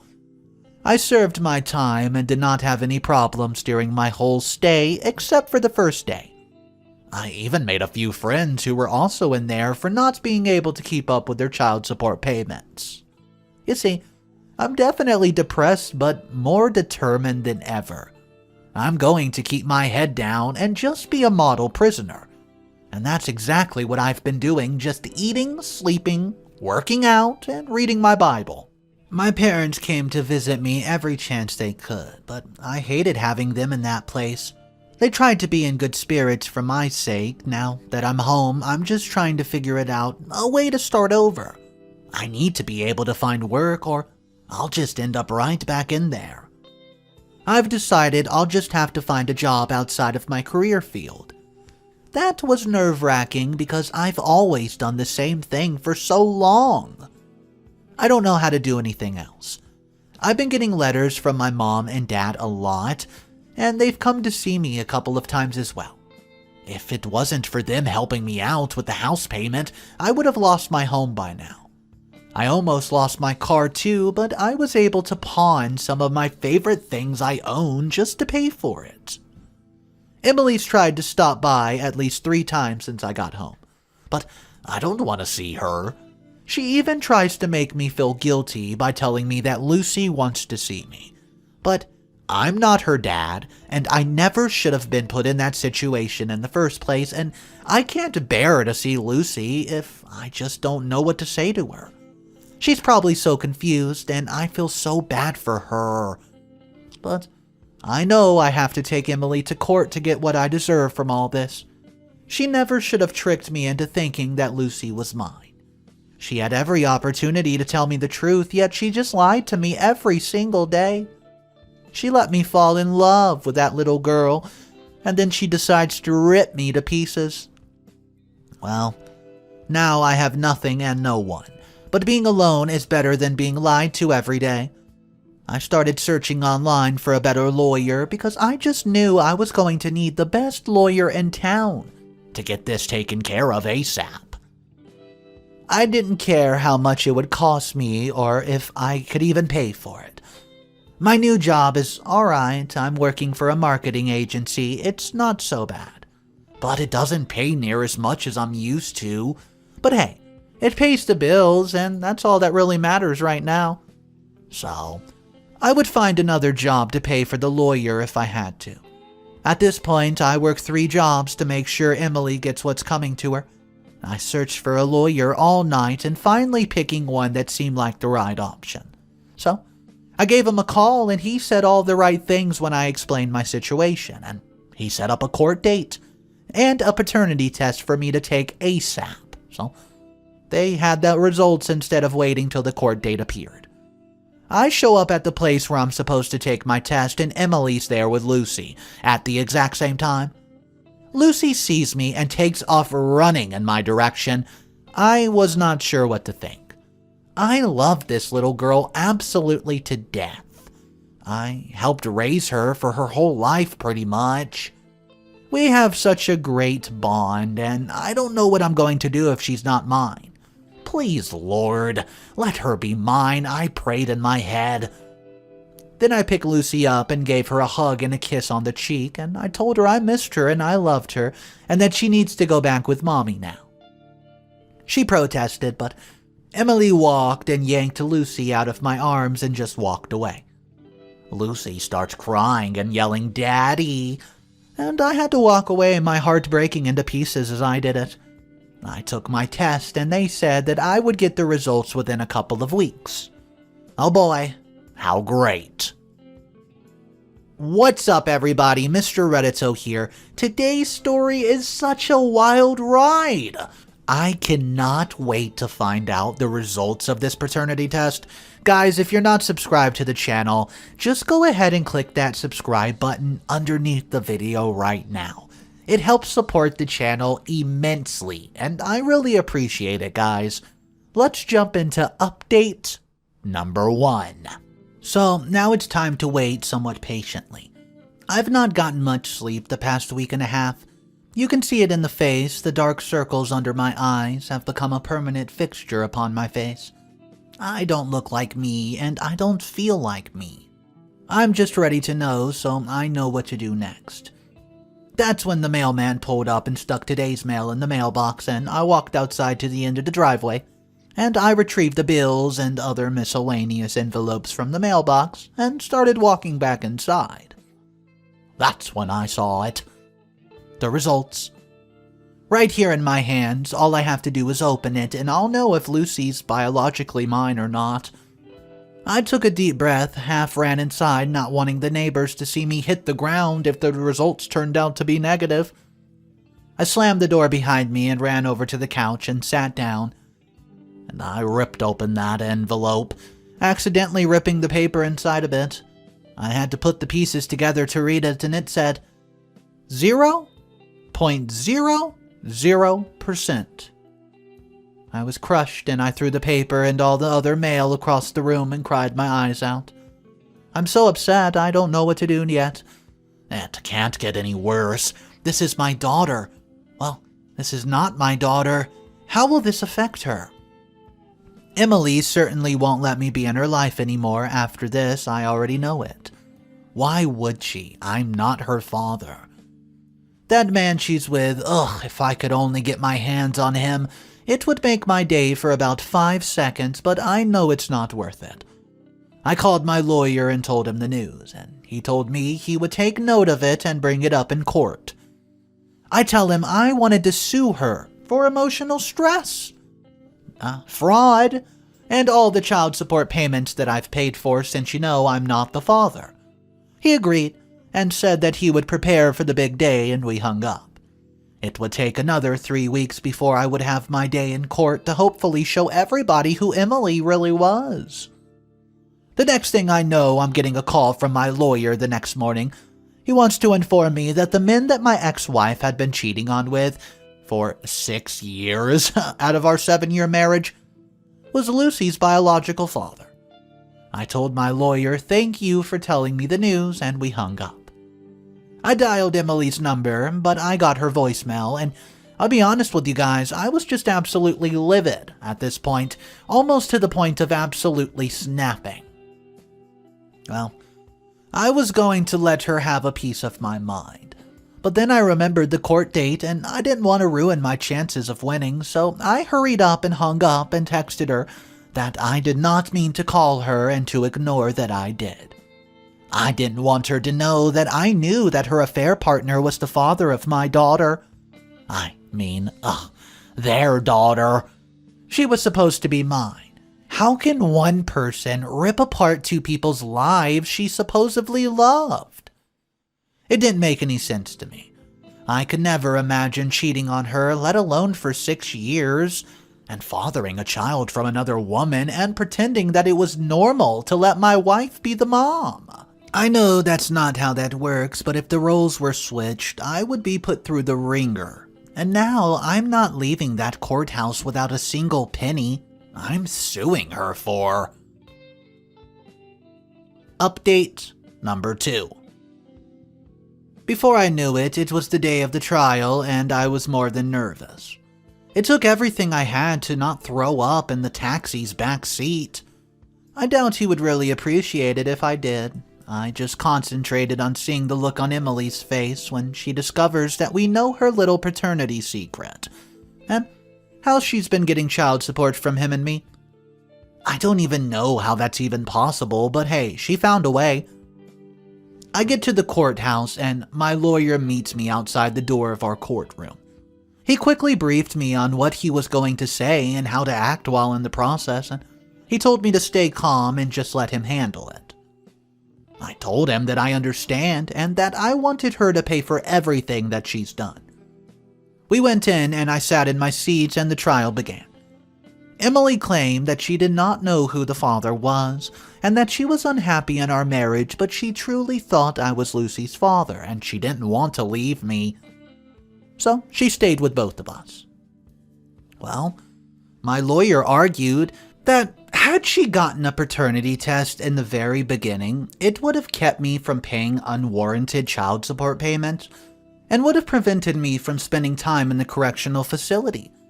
He also told the judge, to my surprise, that her affair partner, I guess his name is Cole, and he was very wealthy of a businessman, and then it all made sense.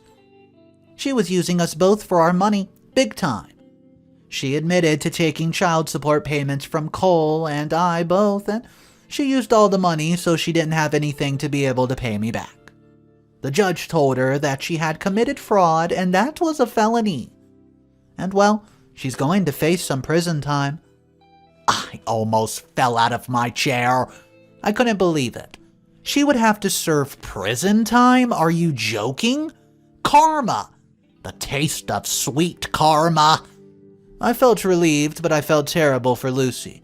She would have to be without her mom, but then again, I thought maybe it wasn't such a bad thing as long as her biological father was good to her, or at least better to her than Emily was. If he was, then I felt pretty good about the situation, to be honest with you, but not being in Lucy's life was very hard for me. I saw them once at the corner store that's close to my home. It's almost like she went there on purpose just to run into me somehow so she could torment me with the only person she knew I cared about the most, but could not be with her because she wasn't mine. She lived on the opposite side of town, so it had to be that, and why else would she come so far just to grab some chocolate milk and a candy bar? It didn't matter. I would move on and I would be okay with time, and so would Lucy. She'd get used to her real dad and she would love him the way she loved me. All of a sudden, the judge was given a piece of paper by my lawyer and the judge cleared his throat and he said these exact words. It's come to my attention that you, miss, have a house that you inherited from your late father. Emily looked shocked and obviously not wanting to. She shook her head yes and then looked at my direction. I hurried up and looked straight ahead and I got it. The look on her face of pure shock and horror. Now she'll feel the pain I felt these past few months. The pain of losing my daughter, wife, learning of her affair, losing my job, and the pain of going to jail. Well, I guess you could say it's now her turn. The judge told Emily that she would have to serve a minimum, 3 years in prison, and that she would be releasing the title to the house for me for the payment for the child support. I wasn't expecting that, but either way, it was another win for me on the books. Cha-ching! I sat back in my chair and sighed with relief. I looked at her squirm. She's got a rude awakening coming her way. She's not built for prison, let alone jail. Wow, they'll chew her up and spit her out. I felt an ache of guilt in my heart because the wounds were still fresh, but I just ignored it. I would not feel sorry for her. Not anymore. I just can't anymore. Update number 3. This is the final update that was posted by OP. Enjoy. Hey guys, I had some requests to go ahead and just give a little update, so here it is. It's been a year and a half, since Emily first got sentenced. She's getting out today on good behavior, and I don't know if I should be worried or not. Boom. B-O-O-M. Boom. I heard a loud crash out front of my house. Well, Emily's old house. I jumped up and run to the window and see a car that's rear-ended my vehicle out front, so I run outside to see if the person's okay.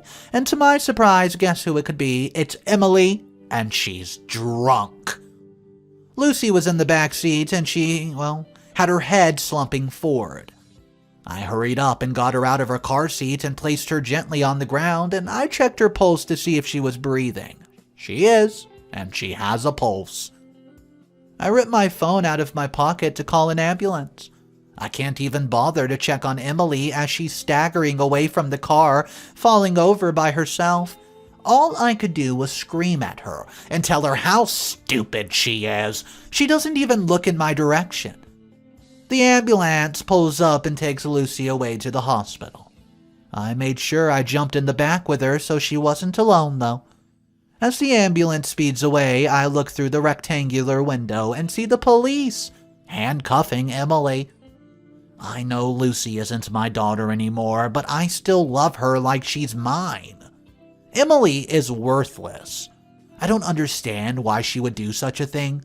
Lucy's stable and coming around. Emily called my phone from jail and told me she was bringing Lucy to see me because I was her real dad, no matter what some stupid DNA test tries to say. Well, I told her that I was going to see to it that she lost full custody of Lucy, and I didn't give one rat's butt who takes her, as long as it's not you. Emily just cried and told me she would not let me win. And I told her that she already lost. Then I hung up the phone just like that. I testified against Emily at her trial. I told the judge, looking right at the judge's eyes, how she was a mother and how she treated Lucy all the time. Now she's being sentenced to a whopping 10 years. 10 years in a full security maximum prison. I feel like she should have been in there longer the first time, and I almost wanted Lucy to come home with me, but I knew it would not happen. Instead, she went with Child Protective Services. I'm just happy she's still alive. Emily hit my car going at least 54 miles per hour. They both could have died. Yet I'm not too surprised by her actions. I knew she would show up at some point. I just wish it would have been different. I could have made them both happy. But she just had to go and ruin it. Emily. Well, I'll be honest with you guys, this story to me was rather sad. Not because of what happened to Emily or even what happened to OP, but that poor little girl Lucy. She's the one who lost in all this. She lost her mother, going to prison, and the one guy who she thought was her father this whole time turns out he's not, and he doesn't want anything to do with her now, so little Lucy ends up in foster care. Guys, I would love to hear from you because this is a very touchy subject, and a lot of people are probably thinking different solutions than other people, so let's just discuss it down below. First, I'm going to ask this question, then I'll ask another. Question number 1. Do you think OP deserves to do what he's doing, or do you think he has a little bit of, well, he deserves to give Lucy some attention and her going to foster care just wasn't cool? Or do you think, hey, he's not the real father biologically, he doesn't have to do anything? Drop it down below because that was a very hot topic in the comment section. Many people were arguing about that. And also, what do you think about the mother of this story, who ends up going to prison? Do you think that was good enough punishment? I would love to hear from you guys. So drop it down below and let's talk about it in the comment section. My wife cheated on me, but it's not with a neighbor or a best friend or somebody at the gym. No, it's not your typical affair. Let me go ahead and tell you guys this as calmly as I can. My wife cheated on me with my stepfather. I loved my mother until her last day. She was my everything, and we always supported each other in all our projects, at least until she passed away 3 years ago, and left a huge void in my heart that I thought I could make up for with my wife, Melissa. However, my mother had only one pseudo-negative side that I did not realize. Her husband, Richard. You see, Richard is my stepfather. They were married about 10 years ago, and I must admit that he was not a bad father figure. He was the one who taught me how to drive back in the day, how to calculate my taxes. I mean, I say all the good stuff first so I don't feel bad about the next thing, alright? For a while now, Melissa's behavior had been a little strange. I know I reminisced a lot about my mom, and according to Melissa, there were whole days when I seemed to be depressed about it. I don't think I can be blamed, as a loss like that is not easy to get over. Anyways, Richard comes into the equation because one day I was using Melissa's phone to answer some messages from her work. Nothing bad. It was the typical movie scene where she was taking a bath and she gets a work text, and since I know her business well, I decide to reply, even warning her on doing it, but in the middle of replying, Melissa gets another text. And since the notification pop-ups on the screen, I ended up reading it. It was from a certain Rick. The message started with, "Hey, Millie," and that alerted all my senses. This is because I'm the only one who calls Melissa Millie, as it's a nickname I gave her when we first met. And until now, no one else had dared to call her that. Because of that, and the fact that this Rick did not have a last name in his contact profile, it did catch my attention with a red flag. I felt a little bad about that, but I wanted to get out the doubt. So I opened up the message, and what I found left me paralyzed with horror. In the message, Rick was apologizing for writing her at the time, knowing the hours he could write her, but he told her that he could not stop thinking about her and blah, blah, blah.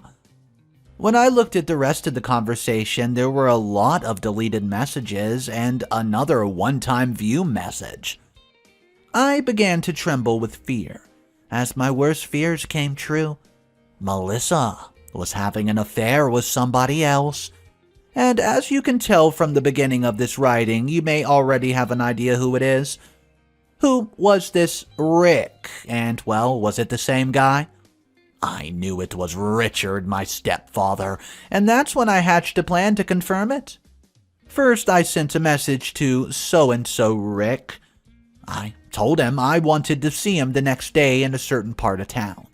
But he had to be sitting at such and such table in a green shirt, something he did not quite understand at first, and I just told him to do it, but that it was something a bit risky. So I had to delete the message that were exchanged earlier, so I was able to erase the evidence. The next day, I would be facing the character in question. Without him knowing it was about me, it gave me a lot of courage. I'm not a violent person, but given the situation, I don't like to be seen as a fool. The next day, I armed myself with my best arguments in a public place to confront the scoundrel who was making passes at my wife. But the shot backfired when I arrived at the appointed place only to find a person in a green shirt. That's right, you guessed it, it was Richard. He looked a little uneasy, perhaps knowing that what he was doing was wrong, but never caring in the first place. I decided to play with the situation a bit. I met him on the street, asked him what he was doing there. I tried to keep him from noticing, but he seemed to be sweating a little too much. He told me he was waiting for somebody, but only that he did not give any more details and left the place. Maybe he was afraid I was going to confront him. I swear I don't know how I held back the urge to smash this guy's face in. I know you have to keep a cool head in these scenarios, and although I don't want to think the worst at least, well, I did go home with an uneasy conscience. That night, I asked Melissa about her relationship with Richard, and she immediately began getting uncomfortable and defensive. She avoided my questions and told me she did not understand what I was even talking about. Well, I told her right off the bat that I had been suspecting things like that. Richard was seeing somebody else. I said I had no problem with it, as he deserves to move on with his life too. It just hurt a little that he wasn't confident enough to tell me since we were so close. Instead of telling me to try to talk to him about it, Melissa told me to leave it alone, as it was his private life, and if he did not comment on it, maybe it was out of embarrassment or something. So, it's best to just keep it to himself. Well, I went ahead and insisted a bit and ended up stating that I asked her about her relationship with Richard. so that she would be the one to ask him about it. Inside, I felt a little broken by all the lies being told to my face, so I told myself that if I was going to try something bold, I would at least need hard evidence. I started to map out a plan regarding the phones. What's up, everybody? Mr. Reddito here. So today's story is a crazy, deceitful, backstabbing betrayal. There is 6 action-packed updates. Guys, let's go ahead and jump directly into update 1. If you're not subscribed to the channel, just know it's the best way to support me. And only 8 people that watch this video are subscribed to the channel, so come on, click that button. Update number 1. Unfortunately, the plan worked out all too well. And after checking through fake messages, I learned that both parties, my wife and stepfather, were yes, indeed, having an affair right underneath my nose. Life can sometimes be cruel to you, and this time it was my turn to pay the consequences. I took screenshots of the conversations and just decided to confront them both. I decided to have a small dinner between the 3 of us where I would expose them both as the traitors that they were. Those traitorous rats! Well, the dinner was awkward, as they were both quieter than usual, thinking I knew more than I should. And after dessert, I began to speak. Well, I think it's time we talked. Let's go ahead and mention this big old elephant in the room. That was enough for both of them to give rather desperate answers. While Melissa looked quizzical and confused, avoiding giving an objective answer, Richard remained crestfallen, like a scolded child, so I insisted that they give me an explanation, but they continued to dodge everything for quite a while. It was not until I showed the evidence that they finally decided to give it up. Here is the summary of each of their points. Richard goes first by basically saying this. I'm sorry, kiddo. I didn't mean to hurt you. We're vulnerable and impressionable people, you know, and sometimes we just fall into a dark abyss. I'm not making this up. And good people end up committing despicable acts. You know, no one can replace your mother. When he touched on the subject of my mother, I interrupted him and lost my temper and almost lunged to punch him in the gut. Melissa stopped me. She stepped in, something that made me even more angry, and I would write her version now, but I feel like I'll break the keyboard for typing so darn fast. She was more blunt, more of a rant. She was saying about how our marriage was faltering and how Richard, who did have experience in the field, began to help her with various issues. First, giving his point of view, and then moving on a bit more. From anger, I felt vomit. It was in the back of my throat, but I had to hold it in as not to appear weak. They began to justify their infidelity and then said they were going to make it all up to me, as if something like that could be repaired. So I started yelling at them. And being that the neighbors could hear everything because the whole block went into a spectral silence, I'd never felt this furious. And had it not been because we took the knives off the table, I felt that something serious could have happened. And I leave a record of all this because I know that everyone is usually kept anonymous. Amid a sea of tears from everyone involved, we agreed that, well, everybody would leave the place on their own, leaving me alone in the house that night. I didn't exactly know where Melissa went to spend the night, but I admit that it made me a little anxious to think that she had gone with Richard. Although given the situation, I didn't think it was entirely feasible either. Update number 2. Hey guys, so a few weeks have passed since the ultimate event, and I tell you, I'm not at my best. This ended up being the beginning of a bad streak for me. First of all, due to my bad emotional state, I could not perform well enough at work, so I almost lost my job. And to top it off, the rumor of infidelity has spread to several voices in and out of the offices. Yeah, this is a small town, So any rumor seems to be national news, and a lot of people know me and knew my mother. So knowing what happened is a terrible shame. I know Melissa and Richard must be having a hard time too though, but I honestly could care less. She tried to reach me a couple times by calling, it was twice in a row, but I would instantly cut her off out of anger. It was only 2 calls she tried, and then she didn't want to have any more contact. Well, with Richard, the story was different, but not better. He did approach me out of the blue at the house, saying that I should reconsider forgiving Melissa. He said she was young and an impressionable girl. And if there was a culprit here, it was him. I did not accept those apologies, and it just began to insult him, saying that he had offended not only me, but the memory of my mother. I told him how much I appreciated him and that for me, he now should, well, go to hell, the place where he and Melissa belonged. The guy starts crying and I couldn't have cared less. I just thought about how long they have been in the practice of doing what they were doing. Well, and right under my nose at that. It sickened me just to remember them as part of my life, and I have told myself that I must do something about it before I end up in a crazy asylum. I talked to an old friend, my friend Lola, who was the one who introduced Melissa and me originally, and she was also outraged about it. She even apologized for introducing her and felt it put a great wrong on me. She commented that she had not spoken to Melissa since and was hesitant to do so, even though she was close friends with her. However, she asked me a rather curious question, and it was about shared assets within the marriage. I told her that we had not signed prenuptial agreements, as we felt we would never need it. In retrospect, that was not very smart, was it? And it was Melissa who told me originally to sign them.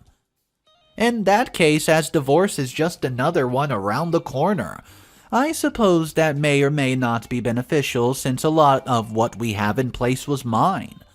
I don't know how she would react, if she would be one of those remorseful people who will give me everything just to have my forgiveness or not. However, there's something that worries me, and that's why I kept talking to Lola about my house. The house where Melissa and I lived belongs to her. Or, well, to her family. It belonged to an aunt of hers, and they let us stay there indefinitely. I'm in constant fear that she will at any moment remember this information and run me out of the place. I mean, under the circumstances, it would be miserable of her to throw me out on the street, but she cheated on me. So, anything could happen. And at this point, maybe the calls she's been making to me lately are just for that. Update number 3. Hey guys, some things in my life must move forward to improve. Forward or upward. In my case, it's something a little more specific and it has a name. Colombia. I came to Colombia a few months ago, and before I start with my story in the country, I feel I should tell you why I made such a radical decision. Well, remember the deal with my ex-wife and stepfather?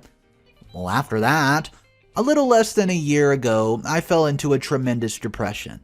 The worst I had ever seen in my life, and even after a couple of times considering the most horrible fate of all, to, well, hurt myself.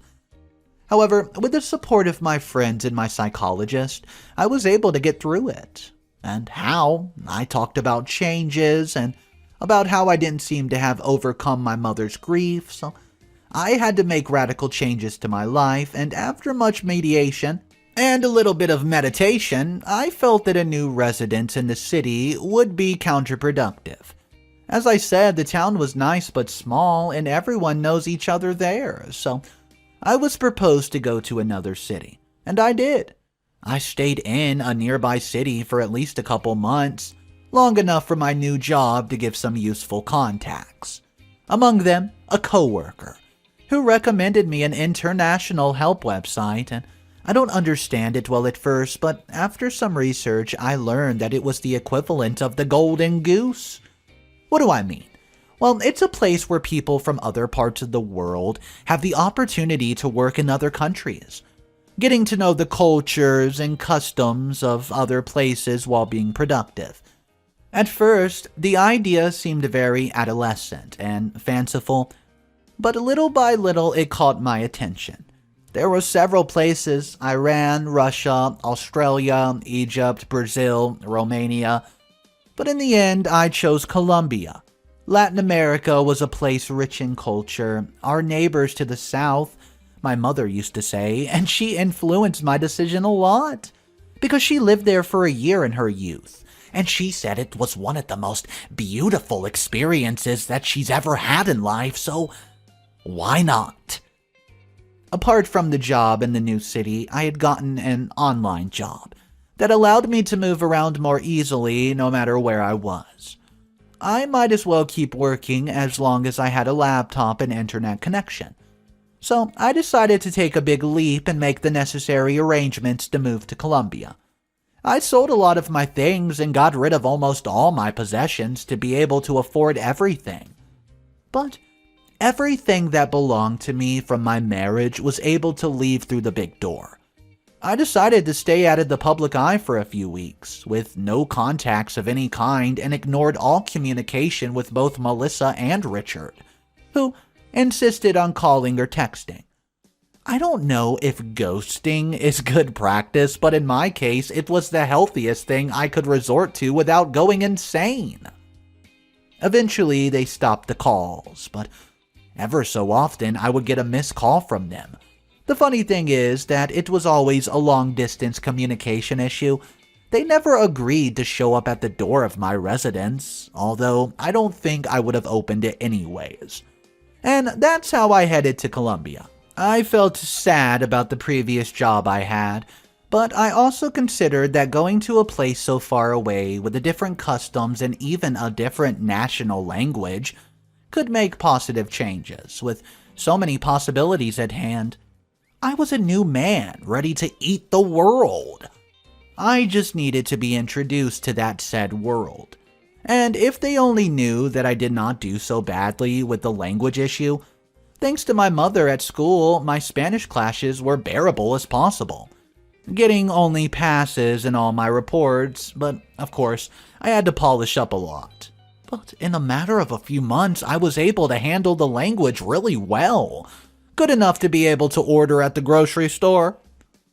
The job I had consisted of being an assistant in a law firm, answering calls, redirecting cases, something not so difficult, that although it was a little cumbersome at the beginning because of the language barrier, it would end up being more bearable with the help of my superiors and the patterns that were repeated in all the conversations. Only a small group was the one who knew that I had moved. As I didn't used to post in social networks, well, I wanted to update the big changes I was going through, and that's how I was in such a beautiful place. Looking forward to a bright future, I went to disengage from a lot of things, and now it's a blank page for me, so I just have to worry about how I will do tomorrow. I'm worth a lot, and nobody can change that. Update number 4. Hey guys, I'll be honest, I had already forgotten about these updates as I was very distracted during all this time in Colombia making a new life for myself, but there will always be ghosts in the closet that drag you back from the past. I thought the whole thing with my ex-wife and my old stepfather was over, but they reappeared. Well, the first one, actually. An old friend told me that Melissa, now involved in several economic conflicts, has begun to spread the rumor that her husband had left her at his mercy, without a single penny, and that he's now living the good life abroad without giving her what she deserves. In reality, we never even signed the divorce, so legally we're still together, claiming that I don't correspond to her calls and that her evil husband left her broke. When in reality, I never had anything to do with her walking away before hurting her myself more. And to top it all off, something that surprised me quite a bit, she's now moved on to a more religious path. That's right, she's now evangelical or something. but in a very radical sense.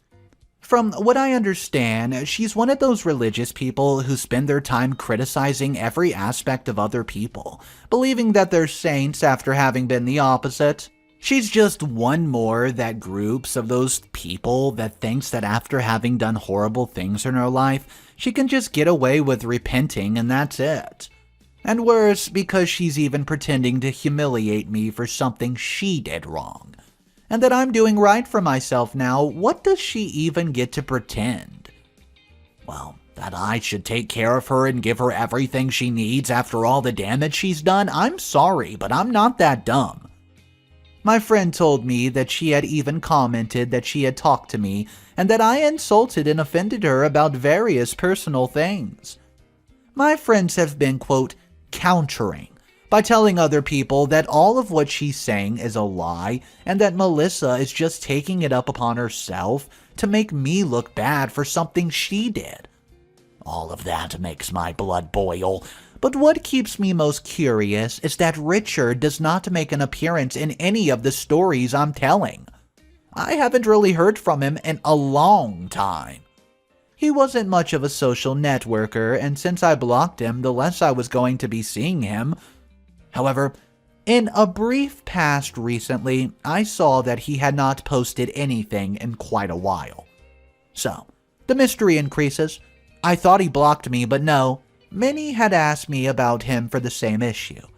I neither worry nor care, though. As for me, to say something a bit more positive, I've been doing quite well.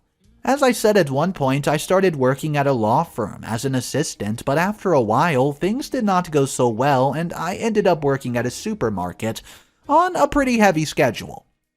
And although the pay was good for a while, the workload was simply just too much for me. Eventually, I was able to work my way up the ladder and even becoming branch manager, something that surprised many people because of the short time I'd been there. And currently, I'm still there, going every week with simpler hours, and enough time to be able to do my own thing on the weekends. I've met a couple girls that I've even been able to date, and I admit that the single life has suited me just fine out here in Colombia. Of course, I haven't progressed any further in that regard. It's always been casual outings, and with very few people I've been able to have the freedom to talk as much as I did in my old hometown. About my mother's issues. I've been able to overcome them a little, but only a little. As it's a delicate thing, I feel that I failed her in many things, but beyond that, I try to make an effort every day to make her proud from a distance. Update number 5. The world is made of coincidences. Barely a day's passed since my last update number 4, and I'm faced with the news of Richard's passing. It's been 3 years since the whole conflict between us went down, and just yesterday, I was writing about it, but today I learned from a friend that Richard was found dead in Greece. Well, apparently he went on a trip of his own. He had moved to the place long ago, following more or less my same method, and then dedicated his life to the sea. I won't judge anything because, as I said, he did the same thing I did, but I'm somewhat amused. I admit that apparently after all the conflict, he stopped maintaining a relationship with Melissa, leaving her abandoned as well. There are comments circulating that Melissa is not only unfaithful, but that she's dedicating to ruining men's lives that she's involved with, and that anyone who's with her will end up out of the country. From a certain perspective, it sounds even comical, but that's not the point now. Yeah, Richard died. He's to be buried tomorrow, and apparently some of his family wants me to attend, but they'd understand perfectly well if I chose not to. So, they know me also pretty good, and they know it's not my place. Despite the huge fault he had, he was a normal person like any of us. And although I don't forgive him for what he did, at least I can consider it all settled with his departure from this world. In therapy sessions I had, there was a lot of talk about resentment and revenge. And I went from having an active hatred for those people to being a little more permissive about it. I mean, in the sense that it's not worth getting so angry about it. Sure, I resonate a lot with Melissa talking trash behind my back, but everything always comes to a satisfying end at the end of the story.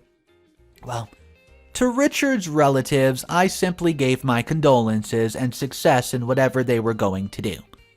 And they wished the same for me, with apologies that went through me as they weren't the ones who actually did anything or the ones who should give them away in the first place. Update number 6. Final update posted by OP. Now that I have a little free time, after all the hassle I went through, I can finally sit down and tell you everything that's happened to end it. First, I will explain that the reason for my absence is that my lawyer advised me not to expose part of the situation I'm about to tell you until the trial's over. And once the verdict was given, I can finally write all this. To hell with Melissa. That woman is the most despicable, vile, manipulative, and conflictive being I've ever met. She achieved even the impossible, and that was to make me send, well, to hell basically all the past relationships we had, as she ended up being my biggest enemy ever after the trial that went down. Well, let me explain more in detail, because as I said, now I have the time to do it, after long 2 months. Finally, the winner will give his story. It turns out that after Richard's death, almost all the assets he owned became Melissa's, as a matter of his will that he made years ago. Apparently, in the midst of his frenzy to spoil Melissa during the relationship behind my back, Richard had this weird kink about, quote, being part of her life in ways that I wasn't aware of, such as giving her gifts or accompanying her on errands, always with the excuse of having time with his daughter-in-law. Ew. Anyways, during that time, Richard committed the audacity to put Melissa in his will, and guess what? Give her all the assets while he's at it, as he felt it would be a help to her regardless of the outcome of our marriage. Don't ask me, a man's mind in the throes of passion can become a confused and erratic space. The affair began when I found out about the division of these assets. You see, being informed by one of Richard's nephews about everything that would be Melissa's property now. Truth be told, Richard had quite a few things to his credit. I'm talking cars, a couple houses, an apartment, and even a farm outside of the state, and we all agreed she did not deserve it. What's more, I was told that Richard himself had regretted his will, but he let time go by during his stay in Greece and never thought of amending it again in itself. Everyone said that what he had left was going to be left to me, and it made me feel bad that Melissa would just take it all. But there was something interesting that would change everything. In the same way that Richard let the modification of his will go through, not having signed the divorce with Melissa would, in theory, make the holder of 50% of his property. And that's when I talked to my lawyer. I won't say his name. I'll just say that, well, he is perhaps one of the people I'm most afraid of because of how smart he is. He's known to be a divorce and marital dispute lawyer, one of the sharpest and shrewdest there is, and with an almost 100% success rate. And that's when I jumped in with a joint property settlement by marriage. Sometime later, I learned that he was sought after by Melissa, but she did not have enough money to hire him. He's not cheap, but I decided to throw my savings into the oven to have something more secure. It was then that I learned something depressing. I learned Melissa had gotten into this new religion just for financial convenience, as she was doing terribly in her decision-making and would fight tooth and nail to have everything in Richard's will.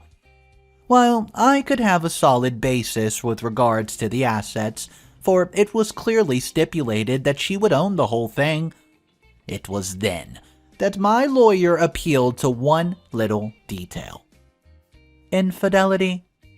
It was said that due to violation of the marital agreement and because they were not signed prenups, there had to be an equitable distribution of assets, so we took care of that so that Melissa would not have a chance to win. You should have seen her face when they gave the verdict. She was red as a tomato, and almost regretful of everything she did. It's been a few weeks now, and the results shocked me by how gray it was. Melissa lost everything in the blink of an eye? How? No idea. My lawyer said it was amazing how someone could handle her newfound fortune so badly, and I feel like I dodged a bullet by separating from her. Of course, the divorce was discussed right after the split, and that meant that once separated, she could no longer argue for my part of the deal. I admit that my time in Colombia was amazing, but coming back with heavy pockets is a more rewarding experience. No one speaks to Melissa nowadays, and her religious friends only speak to her out of politeness, leaving me with the more moral that eventually karma will exist for those who harmed you. Alright guys, so I have a feeling this was one of the more wild stories that we're going to read this week. I mean, it's not every day where you have an infidelity story, on top of that being the stepfather, and well, this story just divulged in one of the craziest ways.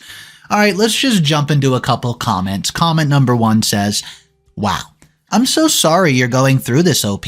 It is a terrible situation to be in, and you do definitely deserve a lot better. As for the house goes, you may want to consult a lawyer to see what your options are. Stay strong and remember, you're not the one in the wrong here." Comment 2. "That's just awful. I can't imagine what you must be feeling right now. I mean, it's a small consolation, but at least you have friends like Lola to lean on during this difficult time. I hope everything works out for you and that you're able to find some peace and healing." Guys, it was just comment after comment saying how heartbreaking this was to see. So if you can go ahead and leave your comment down below, what you would do in OP's position, I would love to hear it. So I'll cut to the chase. I caught my wife cheating. With her cousin. I'm at a point in my life where I'm supposed to be making decisions for myself. But my family still insists on making them for me, especially as regards to marriage. For them, the person that I was going to get married to was not as important as when I was going to get married. And if you know my story, you would understand the reason why it's as though they behave irrationally towards me. I come from a family of 4. It was my parents, my junior brother, and myself. My little brother was a graduate of electrical engineering, while I took on the same career path as my parents, which is law. My junior brother is currently married with 2 children, and I think that it's probably the only reason why my parents think he's more mature than I am. They practically act like I do not know my right from my left, simply because I'm not married. My singleness is not really my fault. You could blame it on my personality. I'm an introvert who loves staying on his own lanes. And the result of this is the fact that I'm currently a 31-year-old virgin who has a thriving career and still lives with his parents. My parents have actually done what they could do and said that all they could say, but my marital status still reads single. They would often host a party every now and then where their rich friends would allow to come with attendance. Behind every reason they gave why the party was organized, and I always knew that changing, or rather upgrading my marital status was their goal. They wanted me to meet with daughters of their colleagues, if perhaps something good could come out of it. Well, nothing ever did. What's up, guys? Mr. Reddito here. So this is a very interesting story. It's in a diary format, so there's multiple small updates. The next update did not come out for 3 months when OP writes this. Hey guys, I've recently became the owner of a brand SUV worth a lot of money. And the sweetest part of it all is I've never spent a dime of my own money. The bill was covered by my little brother. I'd gathered my family 3 weeks ago to inform them I was going to get married. And while my brother laughed at what he called a joke, My parents insisted that they were not really going to fall for my prank. I understand their reasons for reaching the way that they did because, in all honesty, I never really thought that a day would come when I would actually have people gather just to witness my wedding. It's still a wonder how I managed to propose to my wife-to-be. My little brother, who happens to be married though, still a womanizer, made a promise that he was going to gift me an SUV before my wedding day if I could introduce my fiancé to the family, and I did. I cannot really describe the look of my parents' face when I introduced my woman to them. It was a mixture of both pride and surprise. They were proud because I finally gathered enough courage to propose to a lady, and they were surprised because the lady was Emma, the daughter of a popular wealthy man. Emma had gone to the same law school which I did, but she was my junior in class and age. She was 30, and just like me, her parents had marital expectations from her. They were constantly on her back, pushing her to get married, but they remained disappointed at the fact that despite the eligible suitors that came her way, she turned them all down. Emma and I crossed paths, and in my usual fashion, I wasn't really interested in her, and my attitude should have given her the clue to let me be. But for some reason, she just pressed on. We began seeing frequently, and before you know it, I got used to having her around me. I proposed to her after dating, and it was as though she was anticipating it. She readily said yes. To cut the long story semi-short, my junior brother kept his promise. I got my SUV last week, and my parents are already running about in my preparations for the wedding. Update number 2, 10 months later. So, it's been about 10 months since my last post, and my status has been upgraded. I'm not just happily married, I'm equally a proud father of a bouncing baby boy.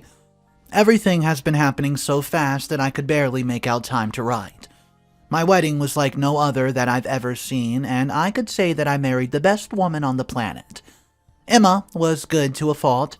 I'm greatly indebted to my parents for the preparations and all they went through to make a wedding a success. Well, they badly wanted to make it a success. They could barely wait for the priest to join Emma and I, as they were scared that I would back out of it the last minute. Honestly speaking, I could have. For the introvert who's shy, I can say that though I do love my wife, I'm not so willing to relive that wedding ceremony experience. I mean, in the presence of people who had gathered in the masses, I was asked to kiss my wife Emma. It should not be a big deal, of course. After all, she had been pronounced my wife, but with the crowd gazing intently at me, I swear that I could have given anything to disappear on the spot.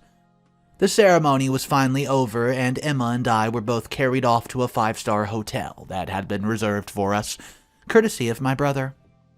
My wedding night was more awkward than the ceremony that took place during the day. I knew that as a couple we were supposed to make love, but it was my first time, and I didn't know what to do.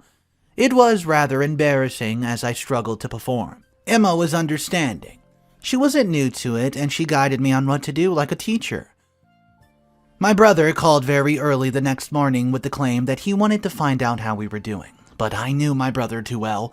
He wanted to find out how I'd done last night. I repeatedly told him over the years that my virginity was for my wedding night, and he teased me saying that I was going to score really low, unlike my college days where I scored really high in my grades.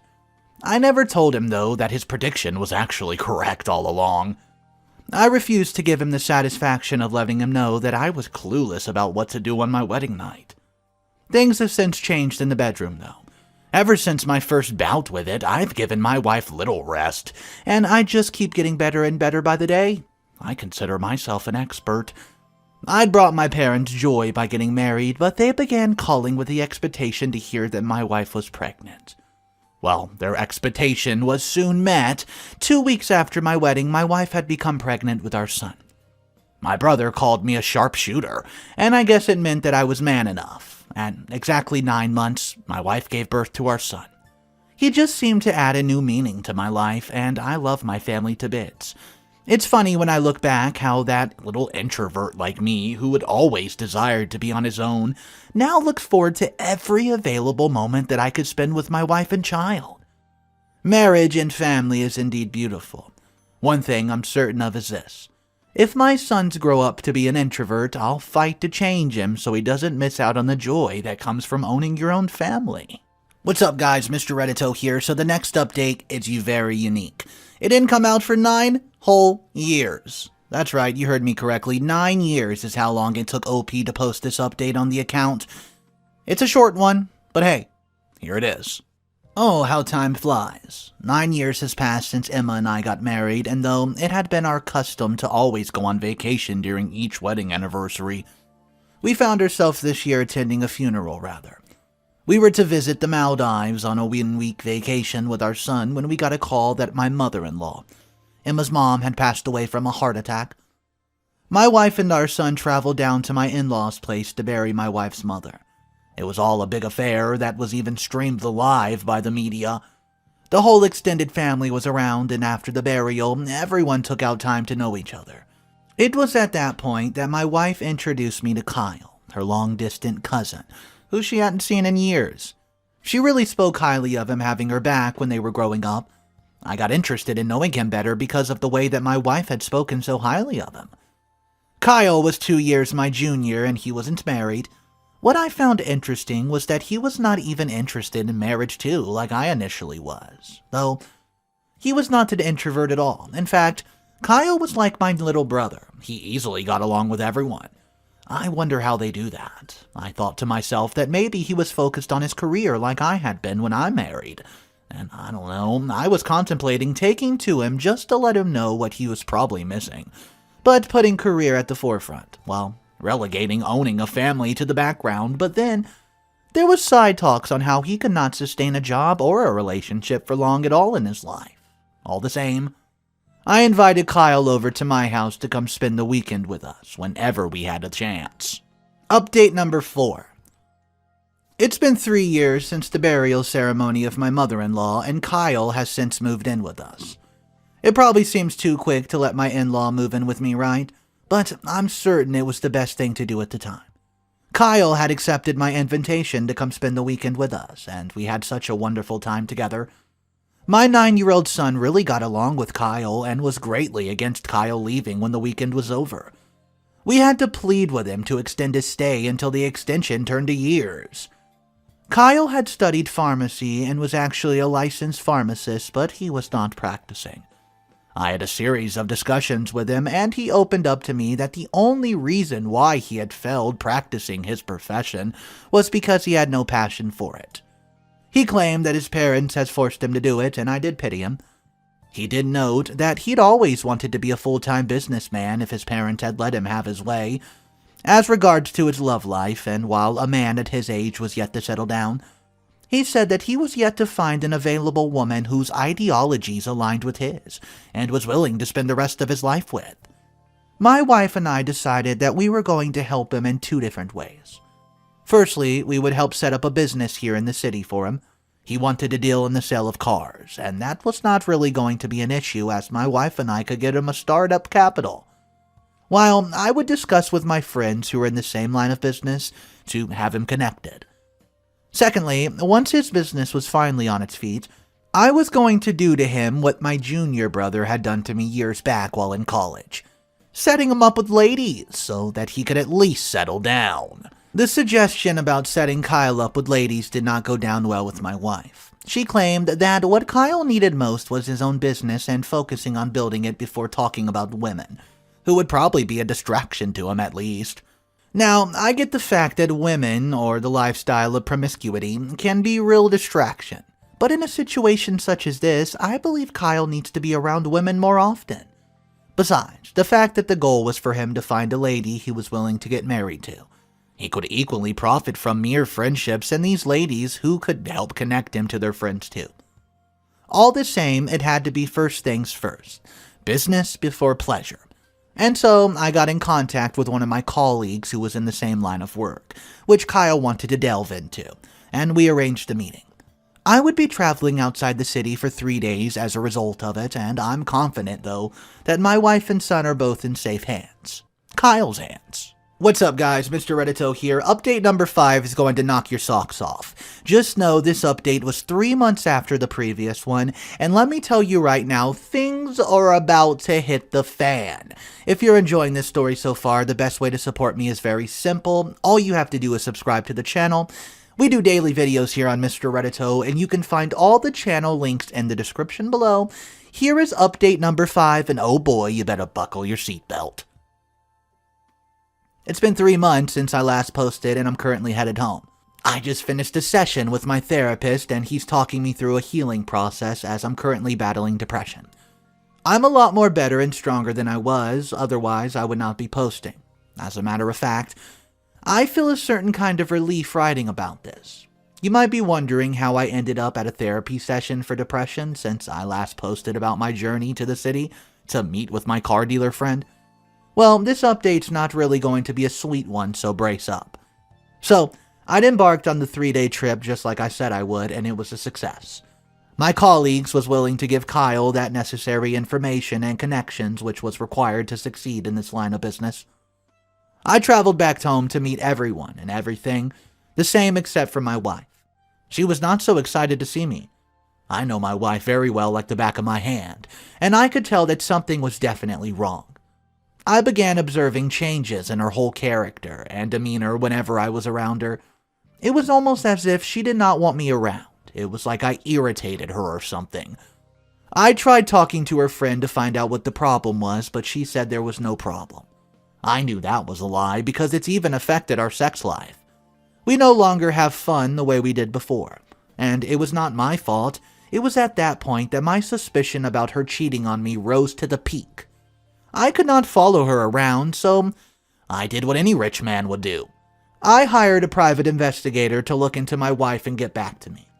Even though I've hired a PI and was expecting a feedback, I was scared at the thought of him bringing me a report that my wife had begun cheating on me. The private investigator got back to me, and, well, his answer was negative. He had meticulously followed my wife about, and he could not find anything to suggest that she was cheating. Although his revolution doused my fear, I was still bothered because something was just off. It made no sense that my wife was gradually drifting far from me. Out of frustration, I opened up to Kyle about what was going on, and he told me that his cousin would never cheat on me. He said that it was possible she was going through a lot of stress then and just needed a little bit of space. Kyle suggested that I just be patient with her, because, according to him, a man could never fully understand a woman. Well, I welcomed his opinion, though I didn't really fully buy into it. I mean, I'd been married to Emma for 12 years, and in all those years, she's been working and passing through stress without overreacting the way she's doing now. There was nothing else that I could do, other than give her space and hope that she comes around. After my discussion with Kyle, Emma seemed to return to herself, or I could even see an improved version of who I initially have known. She apologized for acting so strange and distant all this while, and even asked that we took a 1-month leave from work to go spend some time alone together.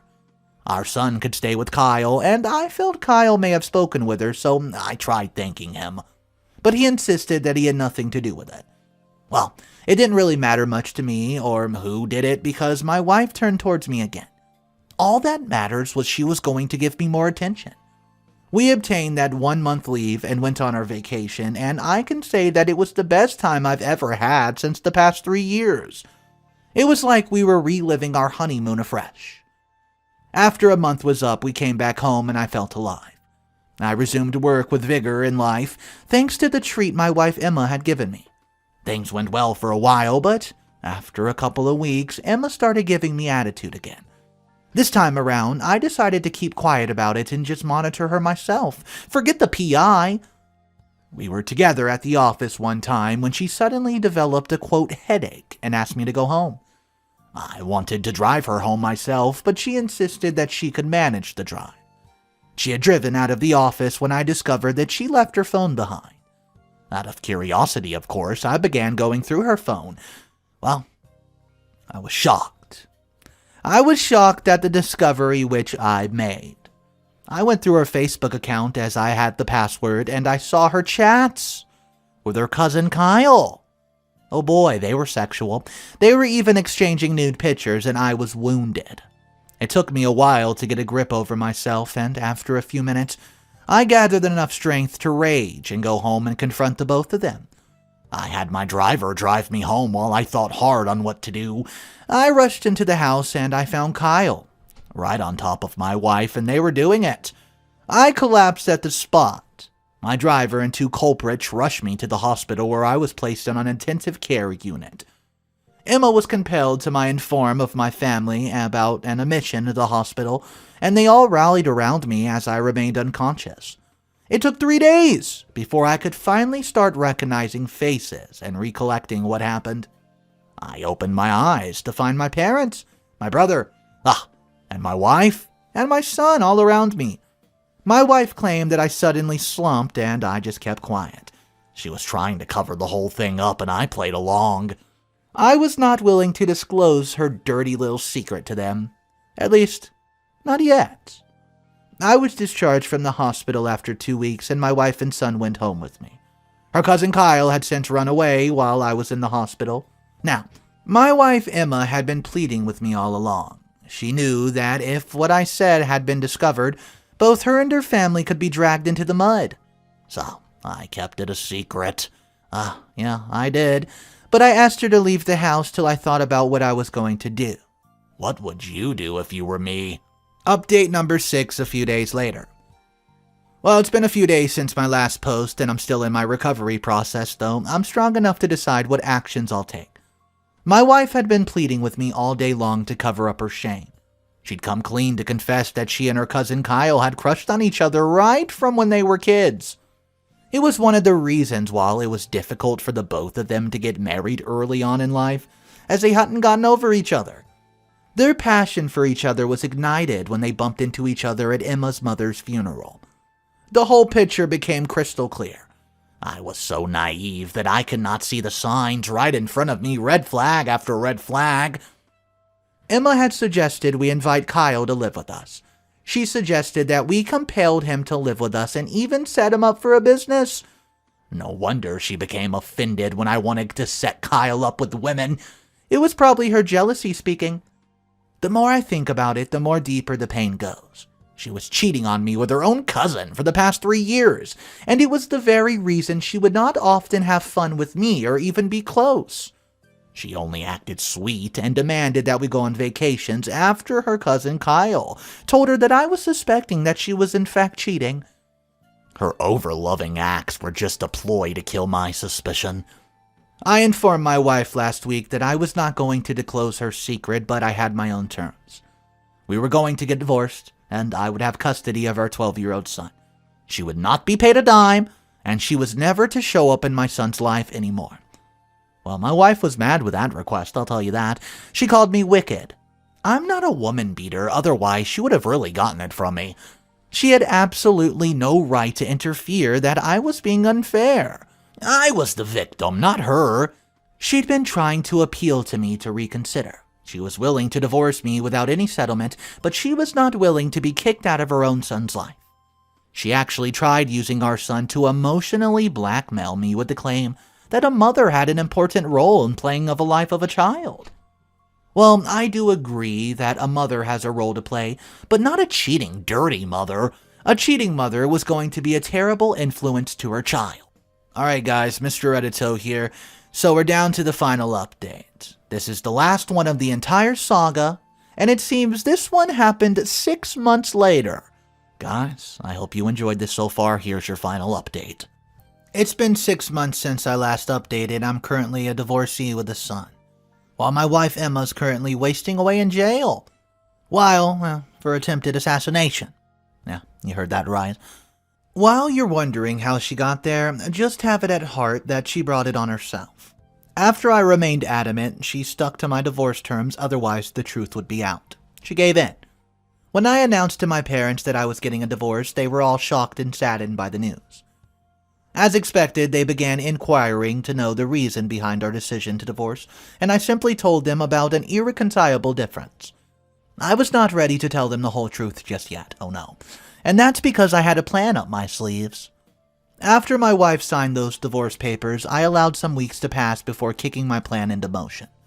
I'd always had my wife's passwords to her social media handles, and besides, the fact that I caught her red-handed sleeping with her cousin Kyle, she never knew that I was aware of her sexting, which she had engaged with them online. Within a few weeks after our divorce, I released those chats and images online. Yeah, I put them to the public to see.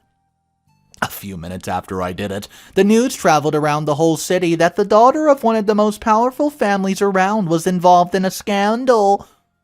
My ex-wife got to know about it when her family summoned her and broke the news to her.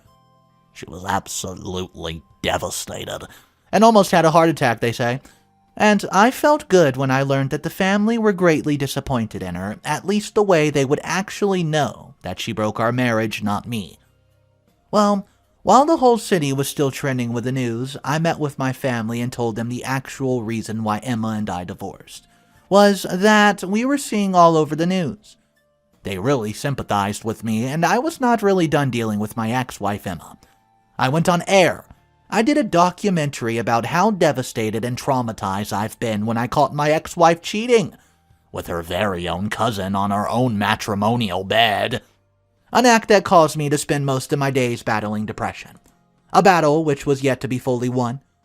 I lied that even though I've never posted those images, I was somewhat relieved to know that it was there for everyone to see what I've been passing through for the past 3 years. Now, don't get me wrong. I was not playing the victim. I was actually the victim. The documentary, which I gathered, and get me some sympathy from the general masses, who rained abuses on my ex-wife and her cousin, and even her family. The folks even trolled my wife and her family online. Her career was basically over because no client would ever entrust their personal issues to a legal practitioner who could not handle her own private life well.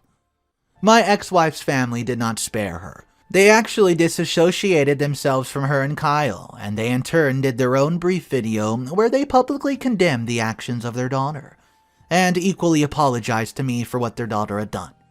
I guess that was more like a damage control move just to save their face.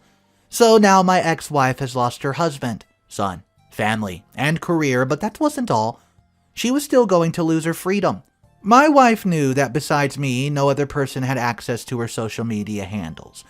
And she got mad because I breached our agreement to keep the whole thing secret while tricking her into signing off her rights to see her own son for life. She began sending me death threats, and I could sometimes feel someone trailing me. I knew that my life was probably actually really endangered, and so I reported to the cops who arrested my wife one night when she was found stalking me at my residence. A search was carried out on her, and they found a gun, a knife. A raid was carried out on her residence, and my pictures were found littered all over her walls with X's inscripted down each of my face. It was proof that she was the one coming after me for my life. She was held in jail for 3 weeks while I prepared myself to charge her to court with everything that I have. 3 weeks was up, and I pushed on with the charges. It was a case of attempted assassination, and there was enough evidence to nail her for 15 solid years. However, besides the whole assassination attempt thing, I equally slammed her with a lawsuit of infidelity, just so that the sentence could be extended. Her only defense for attacking me was that she was mentally unstable. Well, she was not just mentally unstable, she was mad to think that I was going to keep her secret with me. She was mad to think that after making an attempt on my actual life, I would not come down on her with the full weight of the law. Everyone found her excuse rather ridiculous, including the judge. He sentenced her to the full 20 years in prison. She could go on sleeping with the whole inmates for all I care. By the time I should see her again, she would be out of jail. Her son would be 34, and I'd probably be a grandfather, as he would have gotten married with kids of his own. I'd wanted to find another woman to call my own so I could get my mind off my ex-wife, but my therapist warned me against it right now. He noted that if I had not healed properly, it could affect my future relationship that I could get into with the woman, as I would have issues trusting them again. I understand his point of view because the only reason I wanted a woman was for my desires anyways, not because I wanted to be in a committed relationship. How do I know what the next lady who I might want to marry will not be sleeping with her father, mother, brother, or granddad? I know, I sound ridiculous, but my ex-wife Emma had taught me a lesson that anything's possible. So I'm currently a single dad who's doing well with his son while my wife is being rotting away in jail. My life's not yet stable as I've not totally healed from depression, but I'm doing really well, compared to where I was in the past. My son misses his mother, and I would have to tell him someday, sooner than expected, that his mother was a cheating wife who preferred her blood-related cousin over her own husband. I know I would have to tell my son sooner than I think, so he could be better prepared to face the bullies who might want to use his mother's story that's out there in the public to make fun of him. All the same, I'm sure that we're both going to turn out just fine. Alright guys, so I'll be honest with you, I was noticing a ton of red flags in this story. It just seemed like the cousin was trying to be way too close with OP's ex-wife, and it turned out, well, the unthinkable. They were cheating, yeah, with her blood relative. Super weird and crazy. Guys, let me know how you would handle this situation if you were OP. I'm just glad at the end of the story, OP seems to be building a good relationship with his child. He is worried that the child's going to be bullied because of what his mother did. But anyways, let me know your thoughts about this, guys. Drop your thoughts down below and consider subscribing. It's the best way to support me, and I appreciate it so much. I'll be here tomorrow with another fresh story, so I hope to see you then. Have a wonderful day.